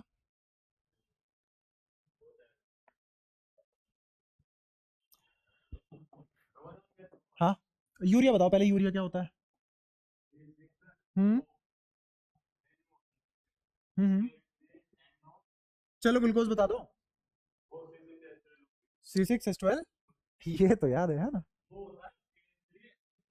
हाँ, CH3NO CH3, ठीक है, NOCH3। इसका बताओ मोलिकुलर वेट क्या होगा या मोलिकुलर मास क्या होगा? 60, इसका 180, ठीक है। मोल फ्रैक्शन आ गया। हाँ, देखो 2 तरीके हैं, या तो मैं ऐसे निकाल लूं, P naught minus P S upon P note, है ना? ये एन की जगह क्या होगा? ठीक है। दूसरा मैं ऐसे भी तो निकाल सकता हूँ, इससे भी तो निकल जाएगा। इससे आंसर थोड़ा एग्जैक्ट आएगा, इससे आंसर थोड़ा अप्रोक्सीमेशन में आएगा। हाँ, तो इसीलिए तुम इससे निकालोगे तब भी सही है, इससे निकालोगे तब भी सही है। हम्म हाँ, दोनों का एडिशन रखेंगे बिल्कुल। तो इस छोटे एन की जगह क्या रखेंगे आप, बुलवाओ? कैसे? ये है 60 और ये है 12 ग्राम, है ना? 12 ग्राम, दोनों ही 12 ग्राम है, 12 ग्राम ईच। अच्छा, तो क्या लिखेंगे हम यहाँ पे? 1/5, बिल्कुल सही, प्लस 1/15। पता है कैसे किया? 60/12 और, सॉरी, 12/60 और 12/180 डिवाइडेड बाय 1/5 प्लस 1/15 प्लस ये कहां से आएगा 900/18। अब मैं चाहूं तो इसको नेगलेक्ट कर सकता हूं देख, क्योंकि ये बहुत बड़ी क्वांटिटी है। 900/18 is far greater than 1/5 plus 1/15, है ना। तो अभी देख मैं इसी इक्वेशन पे आ गया। एलसीएम कितना ऊपर 15, 5 से इसको काटोगे 3 और ये 4 आ गया। नीचे 900/18, 900/18 को ही कतलेआम कर दो तो 9 दूनी और 2 से ये कितना 50, तो कितना आ गया, हाँ 18×5 = 90, हाँ 50, कोई दिक्कत नहीं। अच्छा अब ये और ये कटेंगे या मल्टीप्लाई होंगे, मल्टीप्लाई होंगे, तो ये आ गया 4/, हाँ क्योंकि 15×5 = 75। अब ये लिखा हुआ है, इसमें से मुझे कुछ गिवन है, H2O का गिवन है, H2O मतलब सोलवेंट का गिवन है, सोलवेंट का बोले तो पी नोट गिवन है, तो मेरे को क्या गिवन है यहाँ से 25 टोर माइनस पी एस अपॉन में एक इक्वेशन एक वेरिएबल, बताओ नहीं बता पाओगे क्या, इसीलिए तो बोला था। कितने टाइप का सवाल है 4C1, कितने टाइप का सवाल बन सकता है 4C1, ठीक है। अब आया समझ में, तो ये सारी कहानी है इसमें, ये सारी कहानी पक्के से समझ में आती है तुम्हें, बाकी तो और इससे इजी है, वो तो तुम अपने आप भी कर लोगे। हाँ तो शीट में भेजूंगा, क्यों टेंशन ले रहा है, शीट बना तो रखी है तुम्हारी, शीट का ही तो उठा के दिया है, एक वैल्यू चेंज कर ली हल्की सी बस, वहां पे वो था सुक्रोज था, मैंने तो ग्लूकोज और यूरिया दे दिया मिला के, ठीक है। हम्म हम्म हम्म, ठीक है 4। और मैंने भी पढ़ाया था केमिस्ट्री में, जब मैं तुम्हें क्या पढ़ा रहा था, वेरिएशन ऑफ ग्लाइकोलिक वगैरह याद है, वेरिएशन ऑफ कार्बोक्सिलिक एसिड,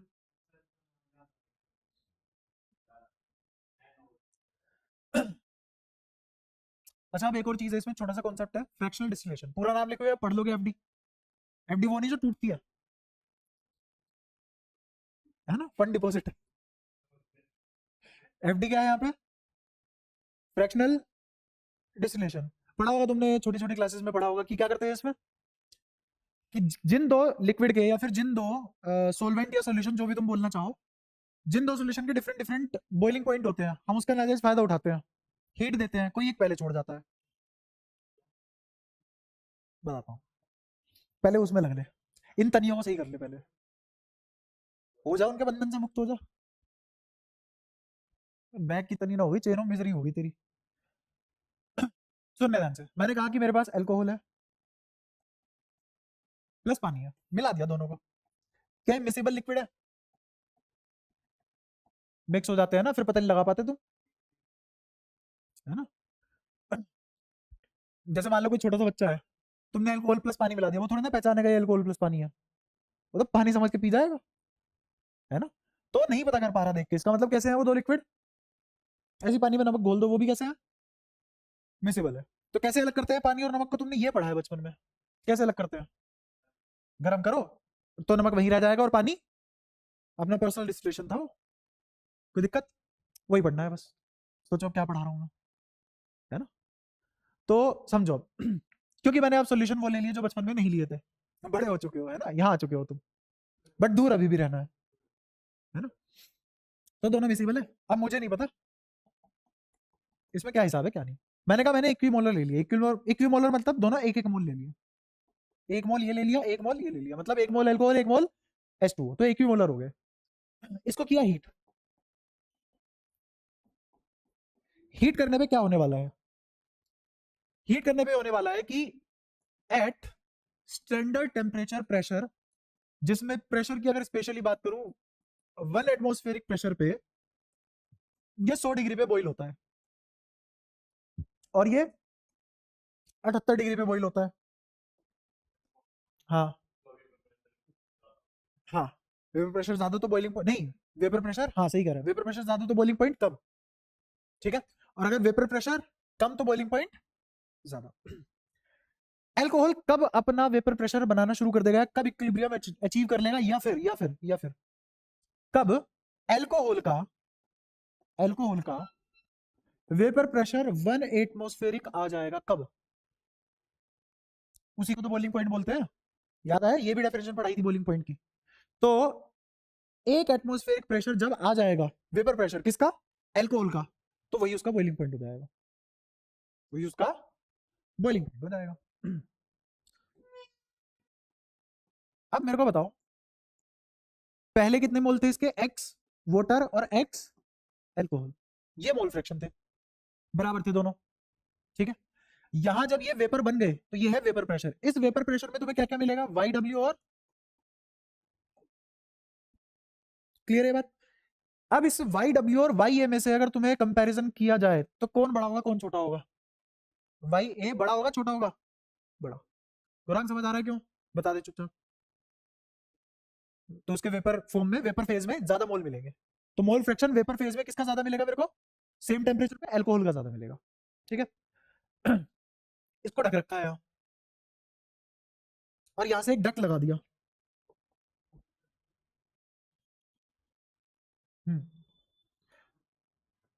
वो यहां कंडेंस नहीं करवाता, इस वेपर प्रेशर को यहां कंडेंस करवा देता है। ये वेपर प्रेशर आएगा यहां से क्या आ रहा है सिर्फ और सिर्फ, और ये कंडेंस हो जाएगा, और क्या वापस से लिक्विड बन जाएगा। अब ध्यान से सोचो, जब तुमने सारा वेपर ले लिया इधर, तो यहां जो रेशो बनेगा वो क्या बनेगा, वाई डब्ल्यू और वाई ए बनेगा। अरे तुमने वेपर प्रेशर ही तो इकट्ठा करके इसमें डाला है, या पूरा का पूरा डबल से ही ढक दिया इसमें। तूने खुद अपने सगे मुंह से बोला था, दूसरे के मुंह से बोला था ये, तो ये यहाँ पे मेंटेन नहीं रहेगा, तो बराबर कैसे होगा, इक्विमोलर कैसे हो गया वहां, गजब। तो यहाँ ये जो वाई डब्ल्यू है इसको क्या बोल रहा हूं मैं, एक्स, क्योंकि जब लिक्विड फॉर्म में होता है तो एक्स बोला जाता है। ये लिखा जाएगा एक्स डब्ल्यू डैश, और ये लिखा जाएगा एक्स ए डैश, जिसमें अब मुझे पता है कि एक्स ए डैश ज्यादा है एक्स, क्यों, क्योंकि ये मैंने किससे बनाया, वाई और वाई बी से बनाया, और वाई ए बड़ा था वाई डब्ल्यू से, क्लियर है ये बात, ठीक है। लेकिन अभी भी इसमें कुछ वाटर है और कुछ अल्कोहल है, लेकिन अल्कोहल ज्यादा है वाटर से, अल्कोहल ज्यादा है वाटर से। फिर से रिपीट किया, अब यहां क्या बनेगा फिर से, x W double dash x A double dash. अब एल्कोहल के मोल फ्रैक्शन और ज्यादा होंगे, किससे, यहां से भी ज्यादा होंगे, समझ आ रहा है। ऐसे करके रिपीट करता हुआ चला जाऊंगा, तो क्या तुम ऐसे बोल सकते हो पानी पीछे छूटता जा रहा है, एल्कोहल आगे आता जा रहा है, समझ पा रहे हो क्या बोल रहा हूँ। और एक टाइम ऐसा आएगा, एक टाइम ऐसा आएगा जब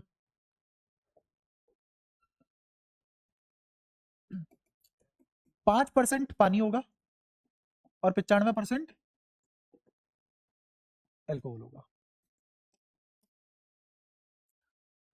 जब तुम यहां आ जाओगे, अब फिर से हीट दोगे, फिर से फ्रैक्शनल डिस्टिलेशन अप्लाई करोगे, अब फर्क नहीं पड़ेगा, अब यही रेशो कैरी फॉरवर्ड होता जाएगा, क्योंकि अब इसमें 5% पानी और 95% पानी अल्कोहल आने की वजह से ये प्योर सॉल्यूशन की तरह, प्योर लिक्विड की तरह फॉर्म करेगा, और इस पूरे का ही बॉइलिंग पॉइंट सेम आएगा। अब पानी 100 पे नहीं होगा इवेपोरेट, अब पानी 78 पे इवेपोरेट हो जाएगा। इससे ज्यादा तुम फर्दर इसको मतलब वो नहीं कर सकते, अलग नहीं कर सकते, फर्दर इससे ज्यादा सेपरेट नहीं कर पाओगे। हाँ, बट इसमें अभी भी 5% पानी है, और इससे ज्यादा तुम प्योर नहीं बना सकते अब इसको, ठीक है। एटलीस्ट फ्रैक्शनल डिस्टिलेशन से नहीं बना सकते, ये फ्रैक्शनल डिस्टिलेशन की फाइनल स्टेज है, फ्रैक्शनल डिस्टिलेशन की फाइनल स्टेज है, सिर्फ पानी के लिए। सिर्फ पानी और अल्कोहल के पेयर के लिए, ऐसे हर पेयर के लिए परसेंटेज अलग होती है। हाँ, हर परसेंटेज, हर किसी के लिए परसेंटेज अलग होती है, ठीक है। अब ये डिपेंड नहीं करता कि ये कितनी रेपिटेशन के बाद आया, लेकिन अब मुझे बताया कि कितनी भी रेपिटेशन के बाद आए, इसके बाद में इसको फर्दर सेपरेट नहीं कर पाऊंगा, एटलीस्ट फ्रैक्शनल डिस्टिलेशन से नहीं कर पाऊंगा। हाँ, केमिकल मेथड है, उनसे हम 98% तक जा सकते हैं अल्कोहल में, 100% नहीं जा पाएंगे उसमें भी। तो अल्कोहल और वाटर अगर कभी भी मिक्स कर दिए, तो अब तुम 100% अल्कोहल नहीं निकाल सकते उस पानी से, ठीक है। और फ्रैक्शनल डिस्टिलेशन से लास्ट स्टेज कहां तक पहुंच सकते हो, 95:5 के रेशो पे, ठीक है। 95 5 के रेशो का मतलब क्या है कि अगर 5 मोल पानी के है तो 95 मोल एल्कोहल के है ना। कच्चेपन से आया है अभी अभी बेचारा, बाहर नहीं निकल पा रहा है। आइसक्रीम का दुख इसको इतना दे गया। अच्छा, अगर मैं एक सवाल पूछूं, ऐसा क्यों, ऐसा क्या हो गया फ्रैक्शनल डिस्टिलेशन में, अब ये इससे फर्दर ज्यादा सेपरेट नहीं हो पा रहा।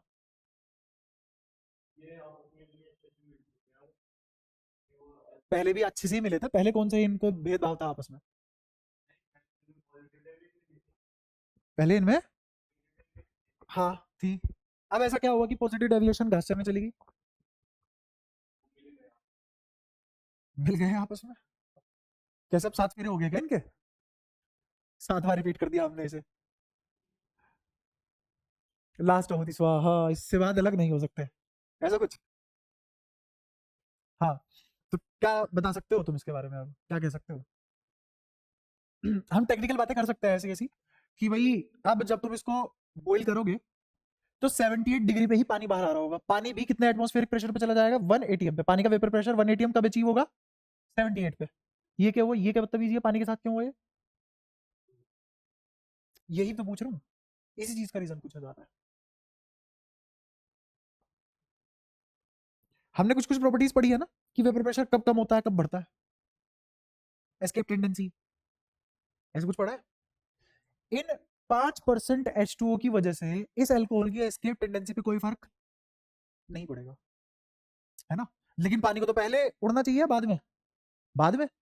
अगर पानी बाद में उड़ता है अल्कोहल के, सुनने ध्यान से, अगर पानी बाद में उड़ता है किसके, अल्कोहल के, तो वो एस्केप टेंडेंसी कम करेगा पानी किसकी, बट अब पानी की कोई औकात नहीं बची है अल्कोहल की तादाद के सामने, बहेगा वो किसके साथ, अल्कोहल के साथ। तो पानी को साथ साथ अल्कोहल के मोलिक्यूल के साथ साथ ही इवेपोरेट होना पड़ेगा, उसको अपना इक्विलिब्रियम पॉइंट अल्कोहल के हिसाब से लाना पड़ेगा। मेजोरिटी विंस,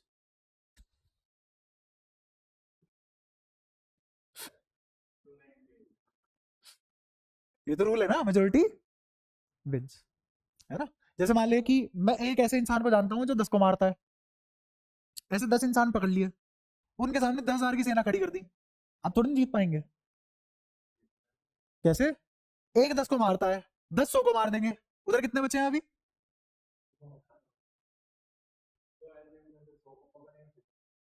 मैं बस इसी डेटा की बात कर रहा हूँ, इस डेटा में खेलो ना।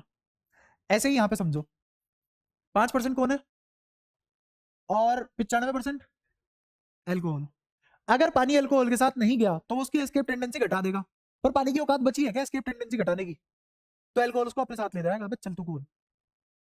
क्योंकि एल्कोहल के कितने मॉलिक्यूल इवेपोरेट होंगे अब, और पानी के 5% क्या आगे अड़ पाएंगे उनके, अगर अड़े तो ऊपर उड़ जाएंगे उनके साथ, ठीक है। या तो कोई परेशानी। और अब मेरा जो सोल्यूशन है वो किसकी तरह बिहेव करेगा, प्योर लिक्विड की तरह, किसकी तरह, through out boiling point same हो जाएगा अब इसका, समझ आया। तो ये सब फ्रैक्शनल फ्रैक्शनल डिस्टिलेशन में होता है। तो फ्रैक्शनल डिस्टिलेशन समझ आया तुम्हें, कोई परेशानी। अब इसमें कुछ कुछ प्रॉपर्टीज और होती है, 4 प्रॉपर्टी पढ़ानी है और फिर उसके बाद होप फैक्टर, उसके बाद ही चैप्टर खत्म। तो पहली प्रॉपर्टी क्या है, पहली प्रॉपर्टी है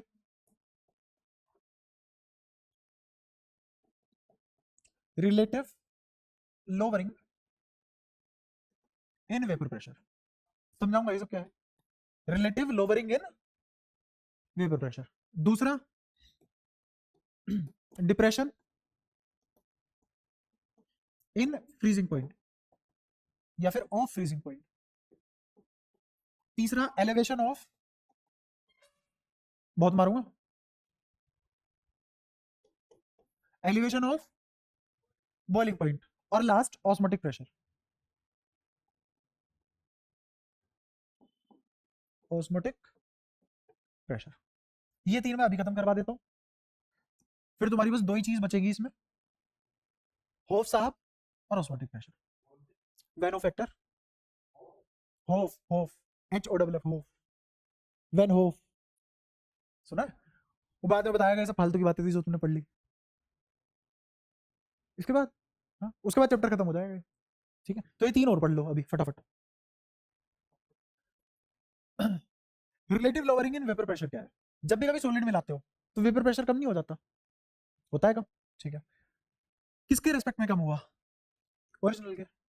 तो ये हमने पढ़ा तो है मैथमेटिकली, किसके रेस्पेक्ट में, इसके रेस्पेक्ट में, कितना सोल्यूशन का इतना कम हुआ, तो किसके बराबर आया, कोई दिक्कत नहीं ना? तो क्या रिलेटिव लोअरिंग ही नहीं कहलाई, है ना।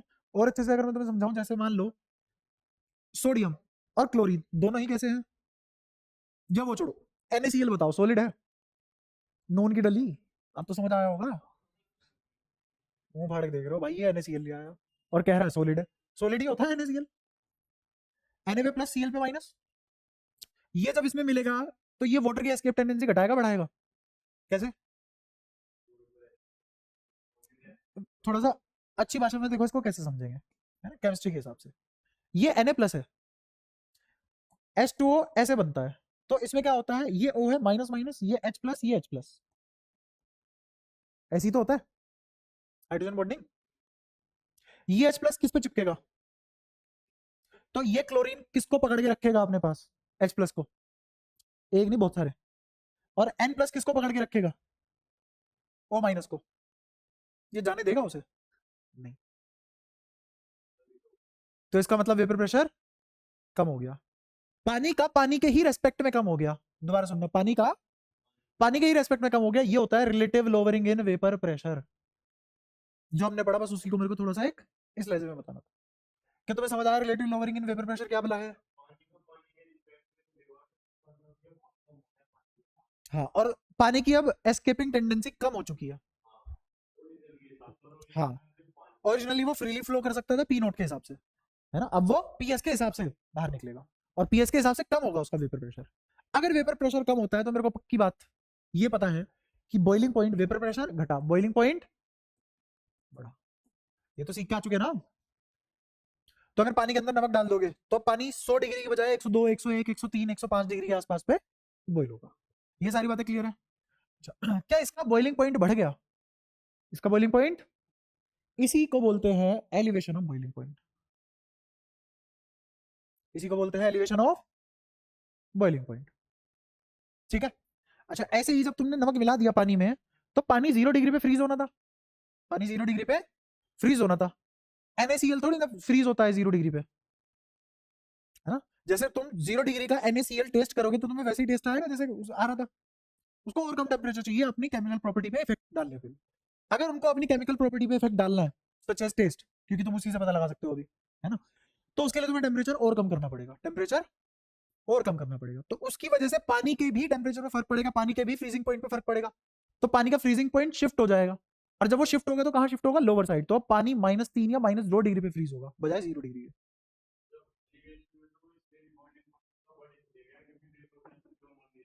हाँ, हम्म, समझाता हूँ इसको, ग्राफ से समझाता हूँ,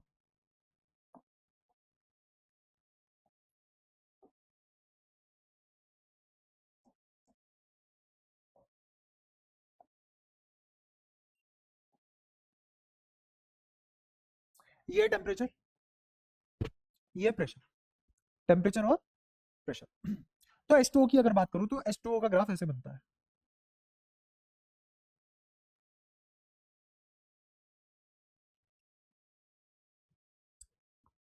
अब सुनना ध्यान से, इस बार ना देख लूं मैं ये सब, तीसरी बार देख रहा हूँ, इस बार खुद जाएगा, इस पॉइंट को बोलते हैं ट्रिपल पॉइंट,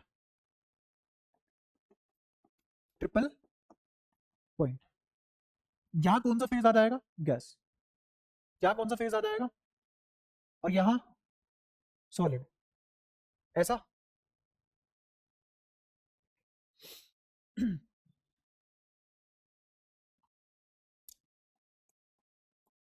ये सॉलिड है ना, टेम्परेचर बढ़ाओगे, अगर प्रेशर 1 एटमॉस्फेरिक है तो पानी कितने पे बॉइल होता है, 100 पे, पानी कितने पे बॉइल होता है, 100 पे, बिल्कुल सही बात है, अगर प्रेशर बढ़ा दिया तो पानी अब 100 पे बॉइल होगा, ज्यादा पे, ज्यादा पे, एटमॉस्फेरिक प्रेशर बढ़ा दिया तो पानी ज्यादा पे बॉइल होगा, कैसे बता, क्योंकि पहाड़ों पे पानी एटमॉस्फेरिक प्रेशर से कम होता है, हवा होती है पहाड़ों पे,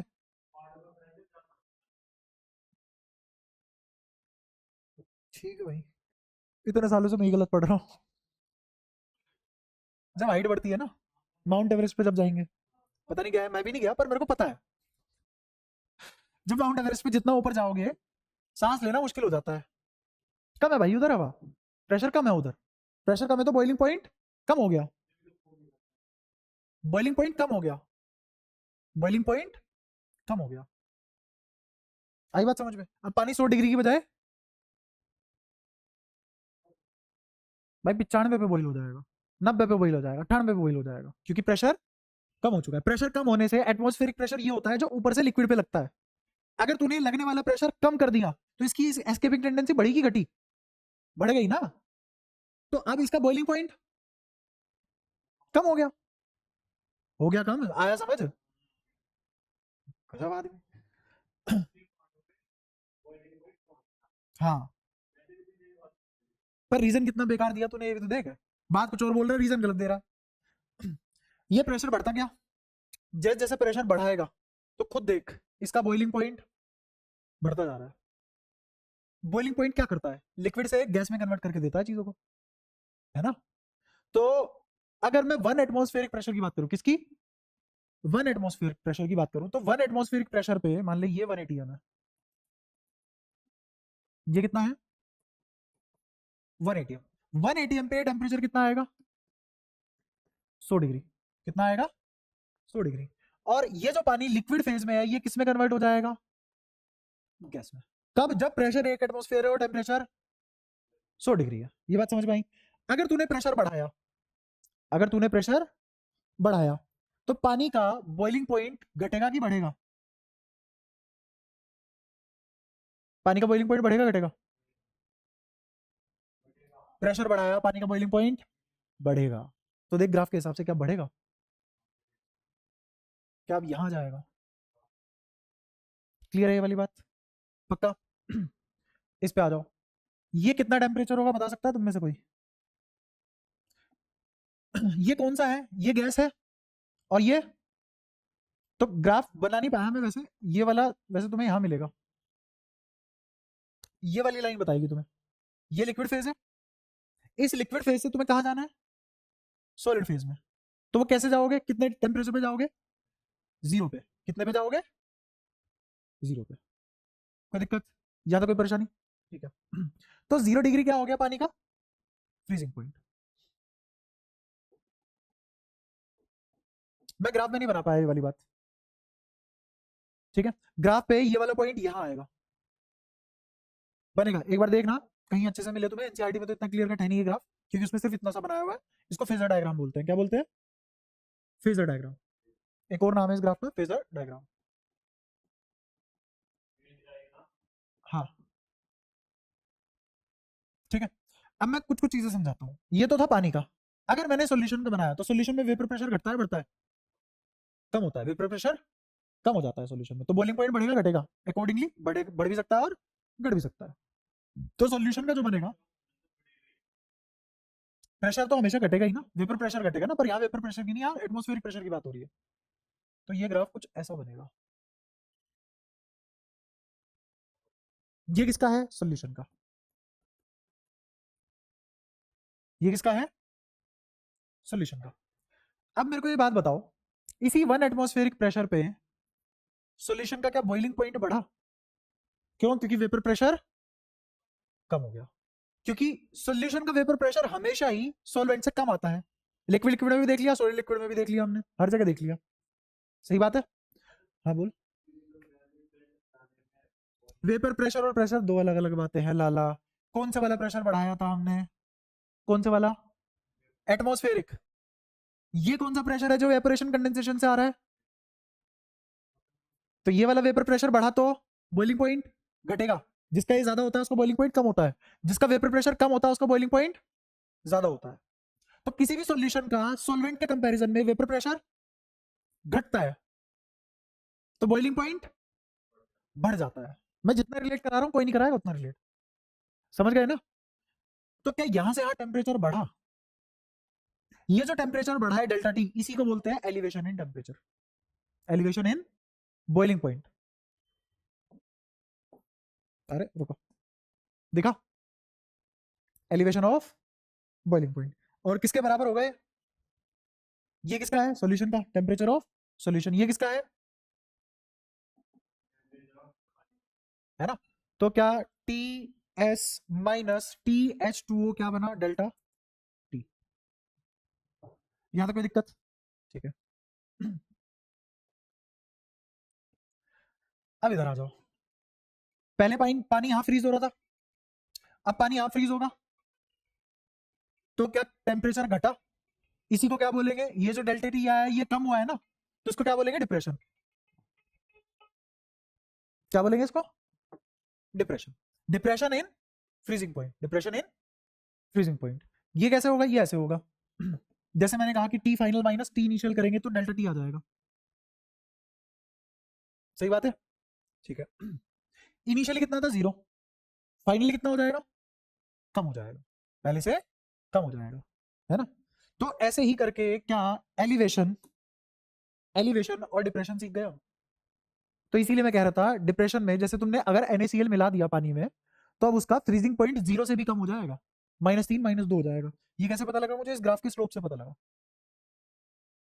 और ये ट्रिपल पॉइंट क्या है, हाँ, लिक्विड सॉलिड गैस, देखो गैस भी है, लिक्विड भी है, सॉलिड भी है। 273 डिग्री क्यों होगा, पागल है क्या, किस में नापते हैं यहाँ टेम्परेचर को, कौन है ऐसा यूनिट, केल्विन ही होगा ना, हाँ 0 डिग्री पे क्यों आएगा, 0.15 0.16 नहीं, बस 0.15 है वहां पे, 0.16 नहीं है, हाँ। तो मुझे बता फिर अगला सवाल क्या पूछेगा, कि वहां तो सॉलिड हमने तो नहीं देखा तीनों स्टेट एक साथ एग्जिस्ट करती हैं, तो 0.15 पे तीनों एक साथ करती है, तुमने देखा होगा बर्फ में से भी वो निकलती है इवेपोरेशन, कार्बोनेटेड आइस अगर सुनी हो तुमने, हाँ निकल रही थी, ठीक है। उसी मोमेंट पे वो पानी भी होता है, और उसी मोमेंट पे बर्फ भी है, तो वही तो ट्रिपल पॉइंट है, ठीक है। अब तो प्रैक्टिकली इमेजिन करवा दी वो स्टेट, बस तुम सोच नहीं पाए थे कभी वैसे। क्या डिप्रेशन और एलिवेशन दोनों समझ में आए, relative lowering in vapour pressure भी समझ आया, तो तीनों पॉइंट हमने पढ़ लिए, समझ के पढ़े हैं, रटे नहीं है, हमने इस चैप्टर में कुछ भी नहीं रटा है, मेजरली चीजें 99% चीजें हमने समझ के करी है, लॉजिकली करी है। वो जो 1% है वो कहाँ की मार है, 11वीं इनऑर्गेनिक और जो 11वीं की फिजिक्स थी उसमें, ठीक है। तो अब हमारा क्या बचा है, ऑस्मोटिक और वैन ऑफ, ऑस्मोटिक और वैन ऑफ, बाकी हमने सब निपटा लिया अभी तक का, यही है जो आता है।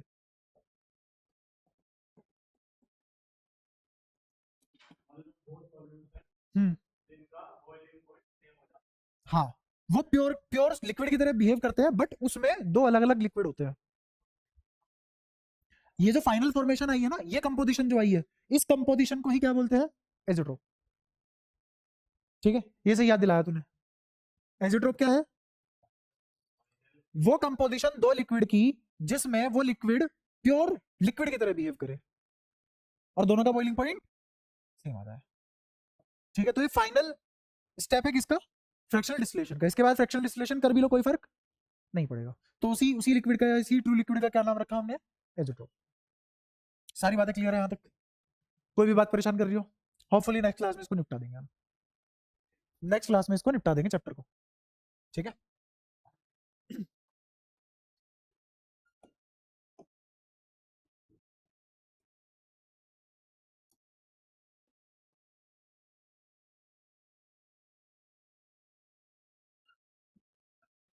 हाँ,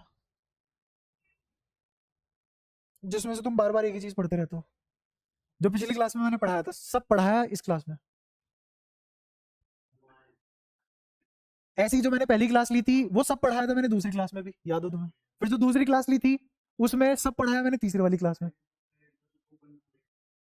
तो आज भी दो पन्नों में ही है, उससे ज्यादा का कंटेंट है ही नहीं, कहाँ से दे दूं, जबरदस्ती की फालतू की चीज थोड़ी ना पढ़ाऊंगा, और जितना मैं पढ़ा रहा हूँ फालतू ही पढ़ा रहा हूँ। स्कूल में तुम्हारा हुआ है ऐसा, कुछ कुछ पढ़ाया गया ऐसा जैसे मैं पढ़ा रहा हूँ, डिटेल अच्छी नहीं बात, डिटेल की बात है, डिटेल हो रही है वहां पे, ये ग्राफ बनाया कभी, बोर्ड पे कभी नहीं बनाया होगा ये वाला ग्राफ। वही तो बता रहा हूँ, 6 क्लास में हमने डिटेल में पढ़ा। नहीं नहीं वो नहीं, जो हमने ये डिप्रेशन और एलिवेशन पढ़ा है, एक एक लाइन में रट लो। अच्छा एक क्वेश्चन यहाँ से ये बन सकता है बढ़िया कि